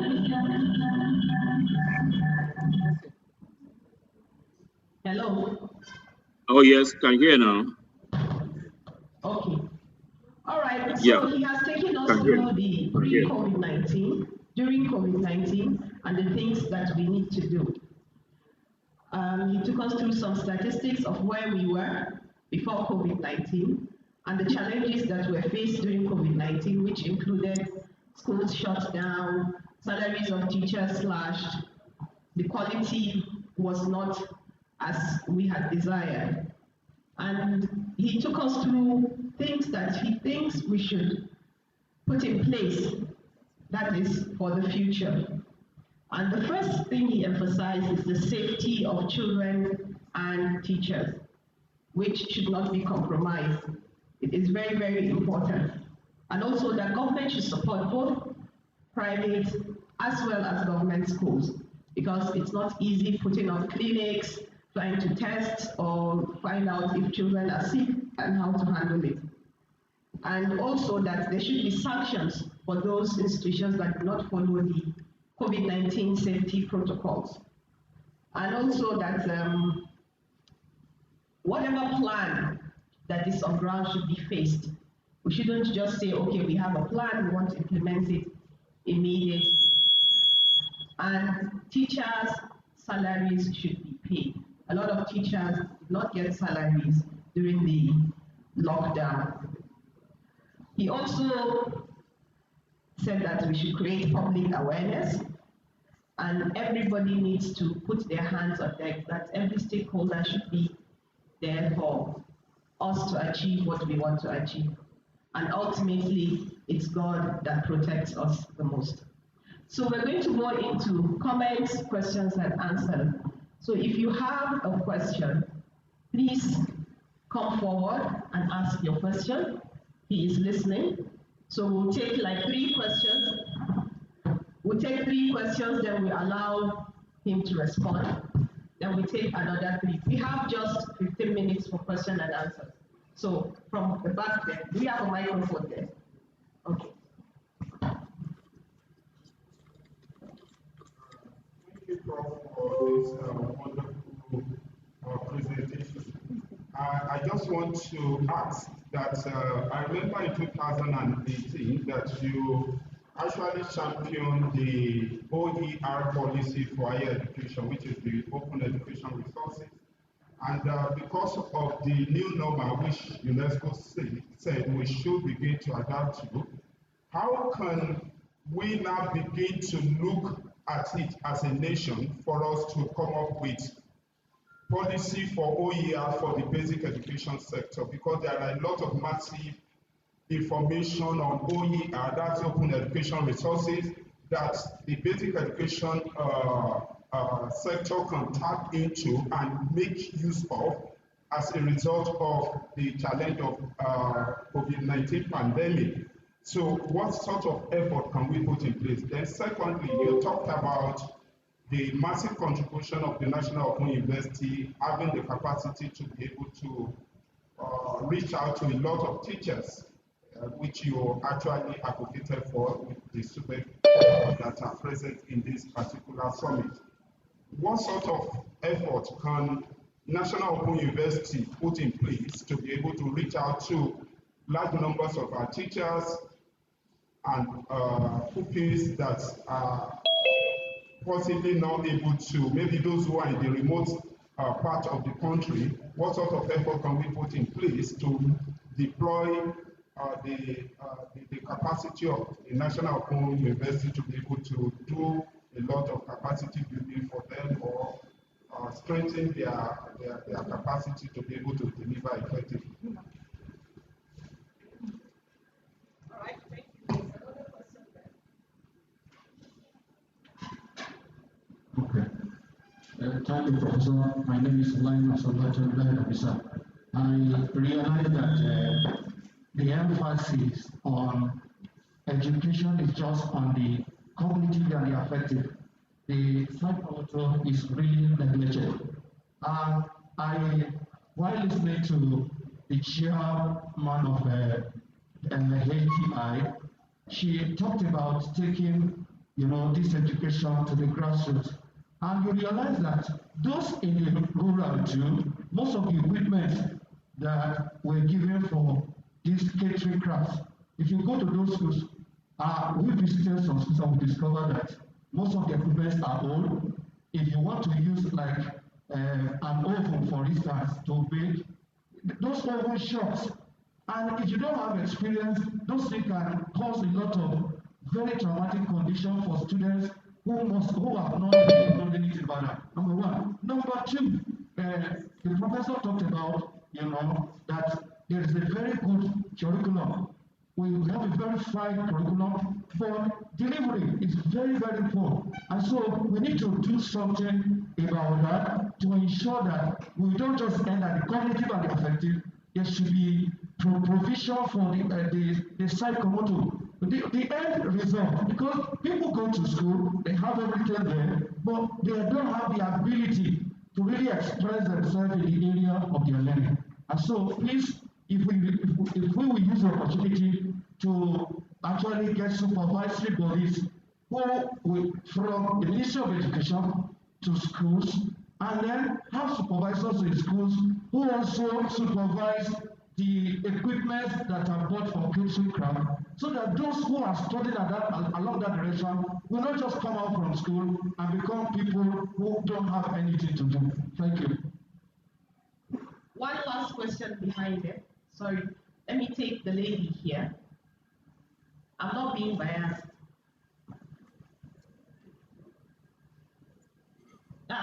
You don't want to ask your question again?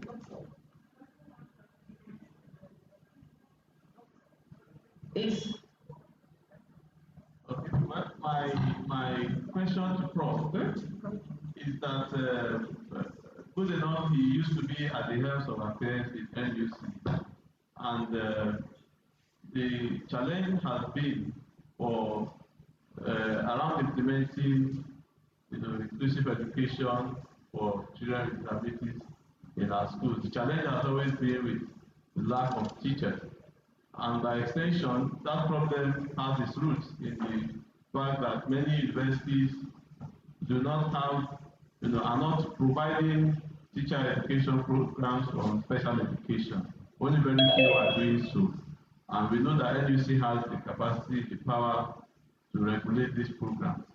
So how would Prof advise the current leadership of NUC, because we believe we can still have some form of relationship or influence, having worked there before. So how can you advise them, now to encourage more, universities, to begin to provide these programs for us to overcome this challenge of shortage of specialists or teachers, to implement inclusive education that is now growing in the country. Now that we even have a federal policy on inclusive education and even state policies in close to 20 states now. So how can you advise NUC to please improve on this? Thank you. All right. If Prof can still hear Yes, me. I'm standing by. I'm standing by. Can you hear me? Okay, we have 3 questions for you. Please, would like you can you hear me? Can you hear me? Can you hear me? Hold on, sir. Yes. Okay.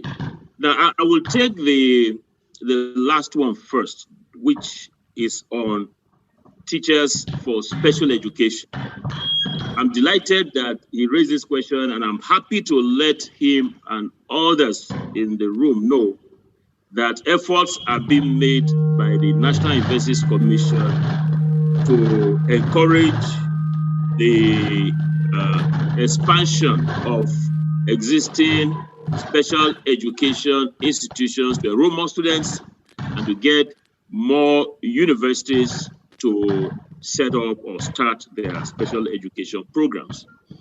I find this special education thing to be particularly interesting for me because Professor Ishakoloyede, who is the registrar of the Joint Admissions and Matriculation Board, he is a man who is driven by equity. He wants to ensure that no matter what your special circumstance is, you get admitted into a Nigerian university if you meet the minimum conditions. So what has he done? Professor Ishakoloyede engaged me to chair a group. That group is called the JAM Equal Opportunity Group. What does my group do? My group does the following. We conduct UTME for blind candidates and all others with special needs. We conduct UTME for candidates in the prisons, and anybody who has a special need, we conduct UTME for them. And when I interact with these candidates' special needs, it's quite another experience. So driven by that engagement over the last 4 years, I've been able to talk with my boss, the Executive Secretary of the National Universities Commission, Professor Abubakar Damora Rashid, a great man indeed. And so we are working in that direction. I will conclude that good news for you by saying in another 3 weeks, we'll begin a massive overhaul of the curriculum of Nigerian universities, and special education is surely one of them. The person who asked the second question is very right. Focus on the cognitive, but we must look at the affect, your attitude to schoolwork, attitude to the lesson, to the subject you're being taught, and all of that. So affect is also important. Also psychomotor skills. But additional to that, I want to call 21st century skills. These are the skills that are needed in the labor market, in the world of work, and in survival in this in the decades now and to come. What are these? Problem solving, teamwork, and all of that. So I agree 100% with you on it. Now, the first person asked 2 questions, and he really touched on areas where I felt delighted to speak on. and that is the open educational resources. What are open educational resources? These are materials for teaching, for learning, in form of textual videos and other contents that you put online for free for people to take advantage of in their learning or in their research.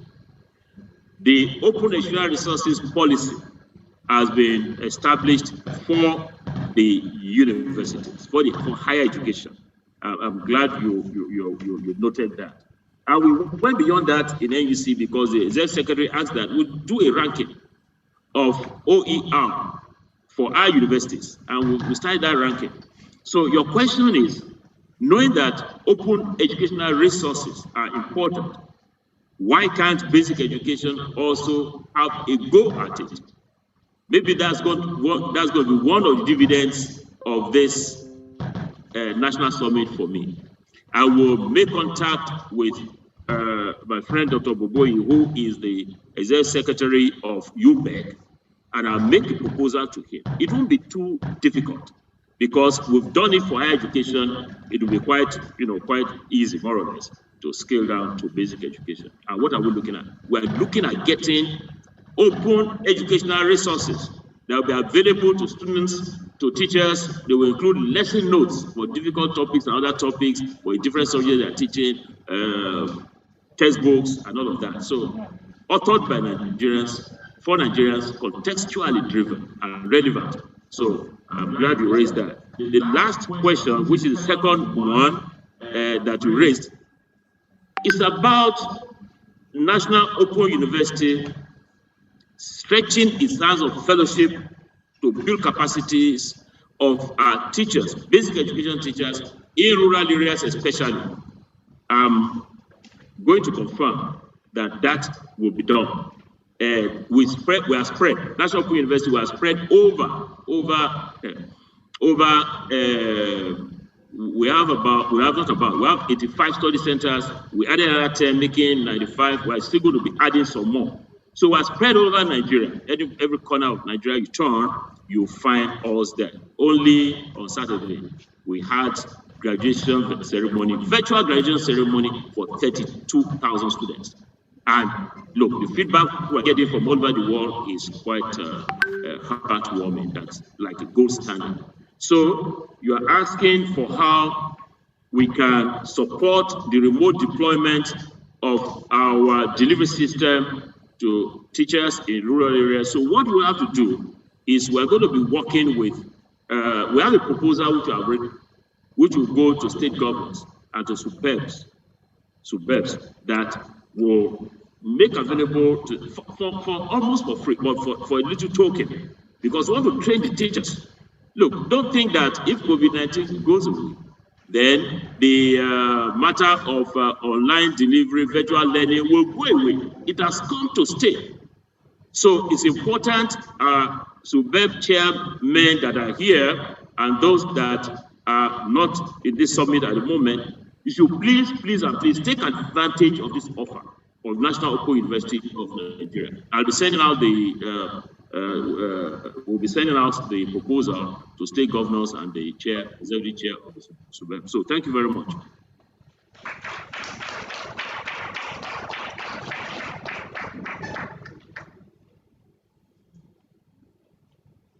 All right, thank you. I'm sorry, we cannot hear the MC again. I cannot hear the MC again.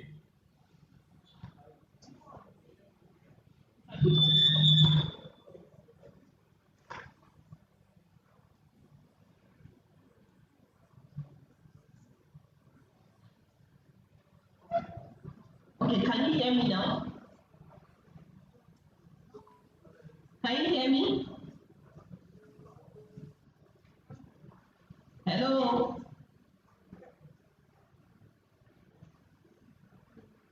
Can you hear me now?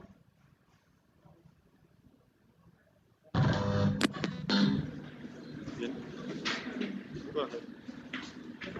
Say something. Can you hear me now? Can you hear me now? Oh yes, I can hear you now, madam. I can hear you now. Okay, fine. this would be the last set where running out of time. Some of the discussions continue in our groups. Wow, I'm seeing 20 hands now. So okay. So you know how we do in class.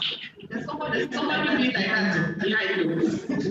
All right. So I'll take Madam here, then I'll take the chairperson's Lagos, then I'll take the person at the back that has been waving. Yes. Thank you so much for this. I'm really impressed. Especially the joy on the face of as he was speaking on all the activities of open. As an activity to education, have always the word. Chanting students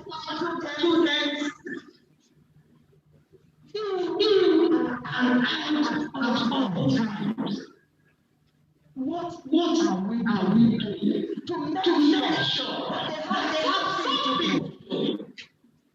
I go around community with my organization at all times. And I can categorically authoritatively that what is that what we talk about? Yes, we are doing sexual education. And now, what are we doing?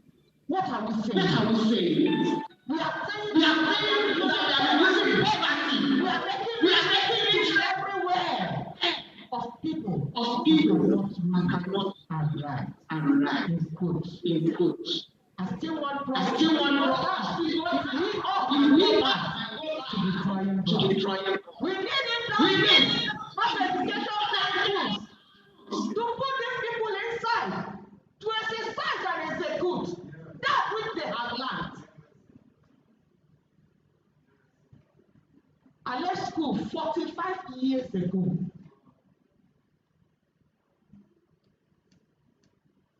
When I see what is happening today, I shed tears. Where are the industries to put the students? I need to know. I have a mate. I know somebody that read food technology, made a first class. He's selling crayfish in Otako market. I will take you there if you want. First class in food technology from Futo, Akure. Very brilliant woman. The other one is studying for more. It is sad to my spirit, telling me that Open University is shutting out thousands of students. To me, my heart is bleeding because that is not what I need. Thank you so much. Please, can we have your name? Can we have her name, please? My name is Lady Mrs. Rose Onyuku Ashimze. Thank you so much for such a passionable plea. So we'll take Subeb Chairman Lagos. I hope Prof is taking notes.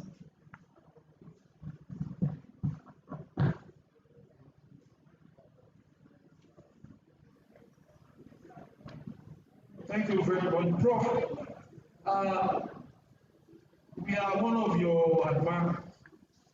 We are very much proud of you. Thank you for that thought-provoking lecture. Sir, just to inform us that during the lockdown, the Universal Basic Education Commission Abuja here supported all the states to bear. There's a special fund that was made available to us, and it has three components. Number one component of that fund is teachers training, designed specifically for COVID-19 situation. The second aspect of that funding has to do with blended learning and hybrid technique during COVID-19. And the third part of that funding has to do with provision of safety materials hand washing stations, sanitizers, and all that. During this discussion, we were made to understand that the funding will continue because we have envisaged that many of these people will not return to school as a result of the socio-economic imbalances that are caused by COVID-19. So I just consulted with my colleague from Kano, and we are going to escalate it back to UPEC to see how we can continue with that support so that we'll be able to start the process of, getting ourselves used to the reality of ground. As we all know, COVID-19 is still around, very much around, and we must prepare ourselves to live with it and to live by it. All we have to do, and that is part of what we are doing here today, to see how we can get ourselves acquainted with the new system. Thank you very much. Thank you so much. Yeah, please tell us your name before you start.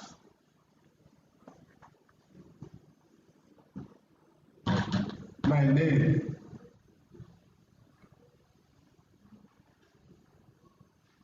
name is Deacon Olusoyada. I'm a parent. And all of you that are seated here, majority of you are parents. I thank Almighty God for your life. Sir, my problem, and the problem of 90% of the parents in Nigeria is that when people like you, after you have gotten maybe sleepless nights to put things in order, and you recommend it to the government, and what we'll be hearing is that they are still considering about the recommendation. Sure. When will get to Oyo? Because when you do good work for us and the implementation is not done, it's just like somebody who had a very beautiful dream. He wanted to open his new house. To cut it, he discovered that when he woke up, he was dreaming. So please, help us to appeal to the government. Education is the beauty of any nation, whether we like it. There is no nation that can progress except through education. If true farming is that can make people to be very rich, I won't be here because my father was a farmer before. All the effort that he put by that time, I suppose not to be here.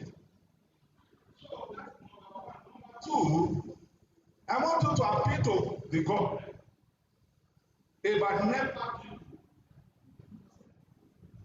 How we are closing some of our schools to cut the light, and because without light, there is no way they can pump water for the children for their sanitation.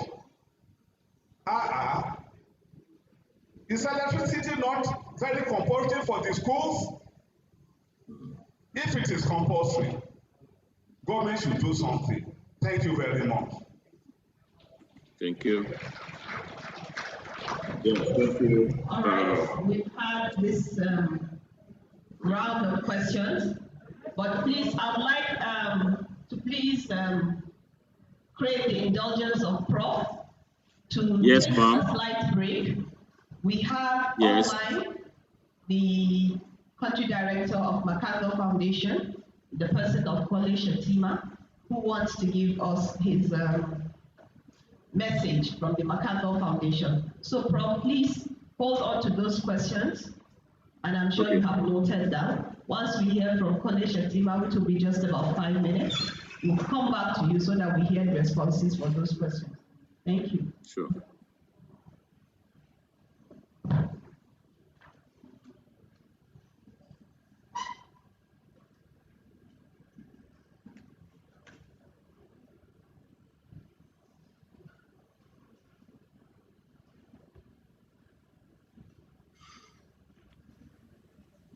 Sorry, I think that I'm sorry, but I think I am happy to hear and listen to Professor Okebukola's responses. I'm sure it will not be more than another 5 minutes. So if you don't mind, I think let's get the responses from him and then I'll follow.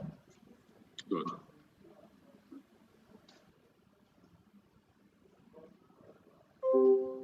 Yeah, so can I intervene now? Thanking Professor College Shetima. Are you hearing me from the? Oh, thank you very much. Yeah, I will take it from the first person who intervened. Mrs. Rose, I didn't get the last name, about the passionate way in which you have expressed the depression in quality of education in Nigeria. I share your passion, even more than you have expressed it. But the truth of the matter, Madam Rose and the others who are sitting, is that, you see, if you have not seen the farm of others, you will say your father's farm is the best or the worst. I want to humbly say that I've seen several other farms by way of the education delivered in other countries in Africa and the rest of the world. I'll just summarize my experiences. We have a group which is made up of the executive secretaries of the equivalent of NUC all over the world. It's called the Chair International Quality Group, established by the Americans, the Council for Higher Education Accreditation. They have a governing board. I was unanimously elected to be chair of that governing board 4 years ago. And when we are holding a meeting, 191 countries, and we have a report coming from Ghana about the quality of education in Ghana. You'll be wondering, is this person talking about Nigeria? You hear of the US, you hear of Venezuela or of the UK or wherever.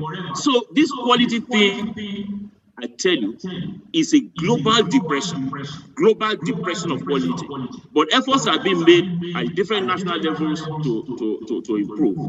Now, the African Union is setting up the equivalent of NUC for the whole of Africa. In other words, you talk about Federal University of Technology, Akure, you say it's Futu or whatever, but you said Akure, Futu Akure, but I think you mean Futa Akure. Right. Futa can take accreditation in mechanical engineering from NUC. If it feels confident, it can come take accreditation at the level of the region. That's Africa. That organization has been set up, and I'm chairing the technical working group to set it up. In another 2 years, it's in place. It's called the Pan-African Quality Assurance and Accreditation Agency. 4 years ago, I was contracted by the EU and AU to conduct an Africa-wide survey of quality of higher education in Africa. I will send you my report, or I send the report to you, you can find it. The report is clear. Quality of higher education everywhere is depressing. But that's not to say that because it's depressing, you say you graduated 45 years ago and all of that, and that now is straightening out. Okay, fine. So, look, the overall idea is for steps to be taken to be improving quality. And I want to let you know that there are several things that are implicated in quality, several things. And several things are implicated in employment after we have trained out the first-class graduates. You can't blame the universities when the absorptive power of the industries are strong. Look, when I left the university, I entered the University of Ibadan in 1970. When I left in 1973, jobs were waiting. And jobs were waiting because you had several public and private enterprises that can absorb graduates. But now, on account of several constricting factors, most of the industries are running at a loss, and so they cannot employ people. So don't just come to a gathering like this and just talk, make general statements. which can be correct, but you have to put the caveat there. So the quality is depressed. It's annoying me when you see a professor, Professor Kole Shetima is there, MacArthur Foundation chief, and when you see proposals for some people, you wonder, did these people, are they good enough to have been made that professorial rank? So I share that with you, but together, it's not a thing for National Open University or NUC, is together. Parents are contributing hugely to the depression in quality. There are 108 variables that are indicated. Our studies, I'm active in studying quality assurance, and there are several publications that we have in there. So everybody is implicated, and everybody must be part of finding the solution. I'd like to thank Honorable Wahab Alawuyeke. You know, I said, when I listened to your good message, I said, this is a great man indeed. Very knowledgeable, very skilled. And I'm glad that you have offered the information that you back. When COVID-19 thing struck, lockdown was in place, it provided funding to support 3 areas. And as we said, and I'm glad you offered that, we will then approach, you people will approach you back and escalate the request. I mean, no, ask them to extend the request for supporting you in those 3 and other areas. Now, I come back to Deacon Olusoji Adams, our great parent like me, or grandparent like me. Yes, sir, we'll appeal to government. But I tell you what, you know, I mentioned Malam Adamu. That man is superlatively, deeply, look for some more adjectives, interested in all the communiques coming from this kind of summits and conferences, because he's a man who believes in action. So I want to assure you that himself, the Minister of State, they will push the agenda of this or the recommendations of this communique. If Mrs. Owasoye is able to share this with me, and Deacon Olusoji Adams has asked that I should help you some, I will help to push that. But let me now tell you something that happened a few years back. I don't go to national summits.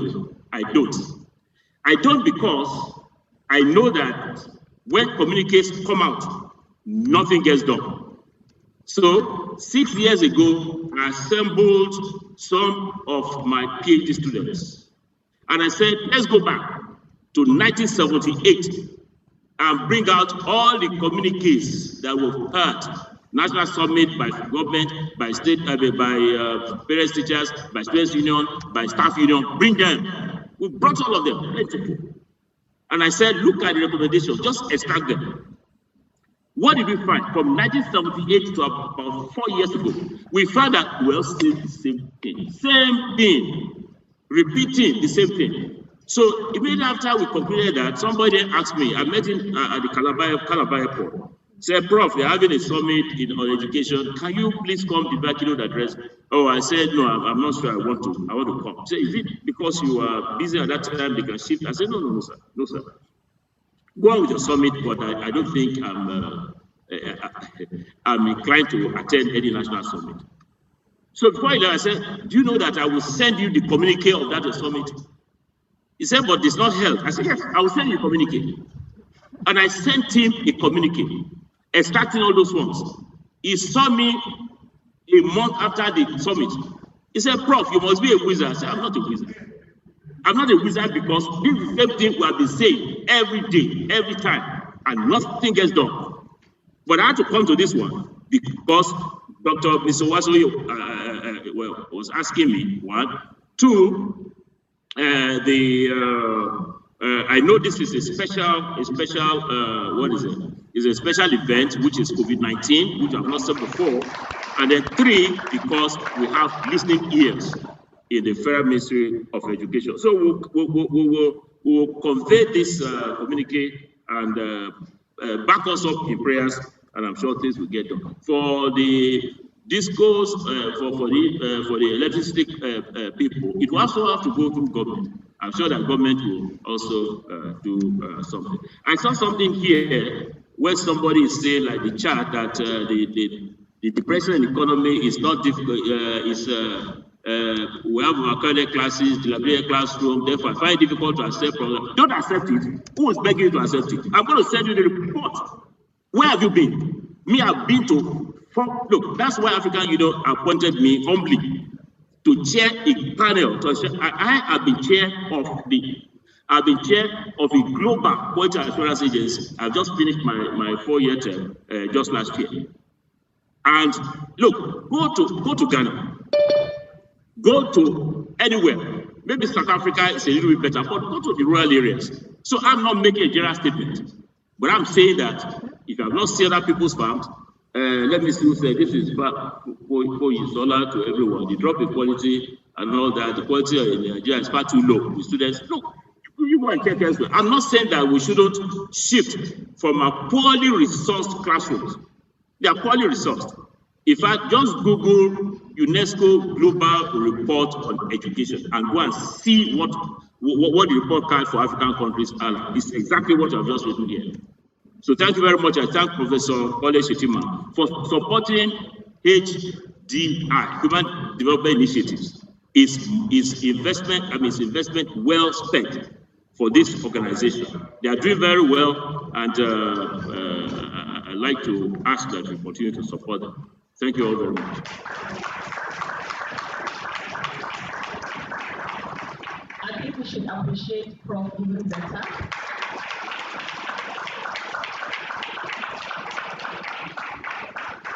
Prof, we appreciate your keynote address. We appreciate your keynote address. It has really opened our minds to various things. We're really now ready to still think outside the box and chart a way for the future of education, especially with all the challenges we're facing right now, the new reality of So, Prof, thank you so much for your. Sorry, we cannot hear the MC again.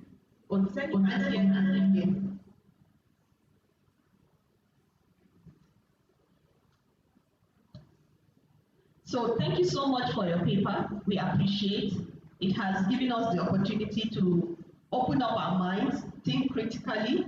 As we go into the group discussions, we'll be reflecting back on what you have said, what the challenges are on ground, how it was before COVID, what it is during this trying period, and what we should be looking at in the future. So thank you so much for a well-thought paper and diligently answered questions. Every question was dealt with and given a good response. So we appreciate you once again.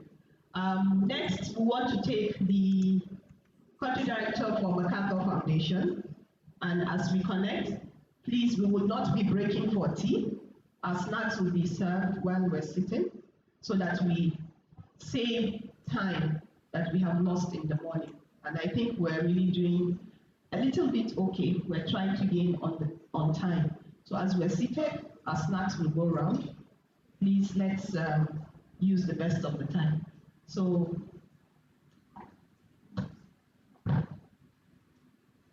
moderator, should I start? Yes. You can start, sir. Oh, okay. Thank you very much. First of all, apologies that we couldn't join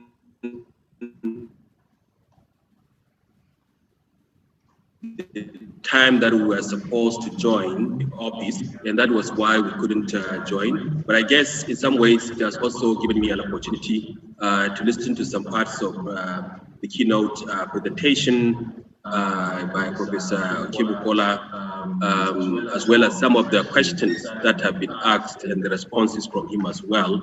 Professor Okibukola is someone who I think everyone and anyone who has worked in the area of education, especially of higher education, have come to know the work that he has done. So I'm very happy that after a very long time. At least I'm able to see him on the screen, even if I have not been able to see him physically. And thank you very much, Prof, for all the work that you have been doing around education. And I think that we work together, especially when the foundation was very deeply involved in supporting higher education in Nigeria as well. I think this topic is definitely one. I don't think that we would have chosen any other topic other than this. The issue and the challenge around inequality, especially around in light of the COVID-19 situation that we have found ourselves. And it's so sad, very sad that we have found ourselves whereby the children of the poor, who always believe that, at least for people like myself, we always believe that education is one of the ladders that we will climb out of the situation that we have found that education certainly has provided that opportunity for us to become what we have become today. But COVID-19, I think, in so many ways exacerbated and brought it to our fore and very clear to all of us, the problem and the challenge of inequality in our society. Many fault lines about inequality in our society, whether in terms of income, whether in terms of class, whether in terms of gender, whether in terms of ethnicity and others. I think that COVID-19 has certainly drawn further attention to this inequality in our society, which is very deep and very regrettable.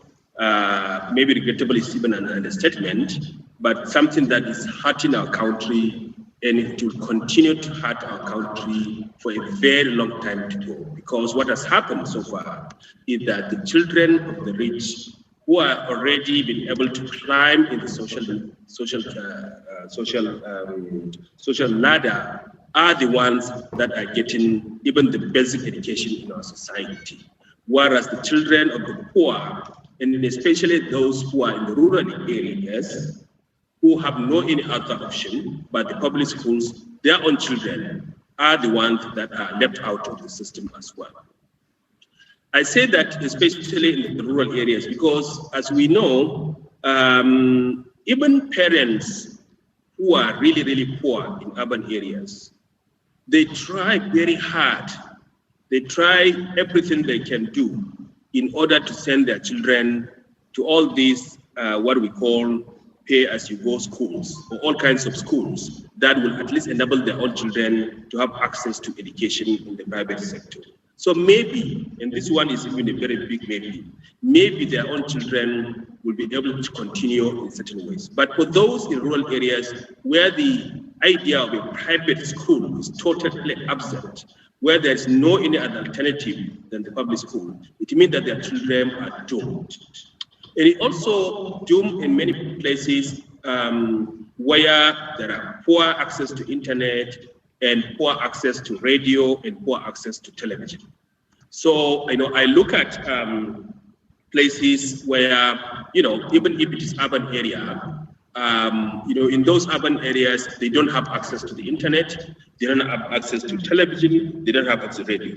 Or even where there's radio or television in state capitals, those radio and television do not go beyond the radius of some kilometers within the capital itself. Outside of the capital, there's nothing that is left for them. Even within the capital, it's only within certain areas that children actually get education in those places as well.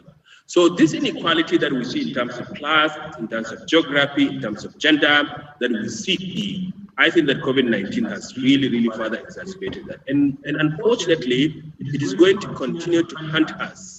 It's going to continue to hurt us as a society, as a community. Because these children that we have refused to provide for them the education that they want, the education that they need, they will not leave us to go and sleep quietly like that. Even now, actually, one of the reasons why many of us are not able to sleep quietly is because of the fact that, we have shut out the children of the poor from our own educational system.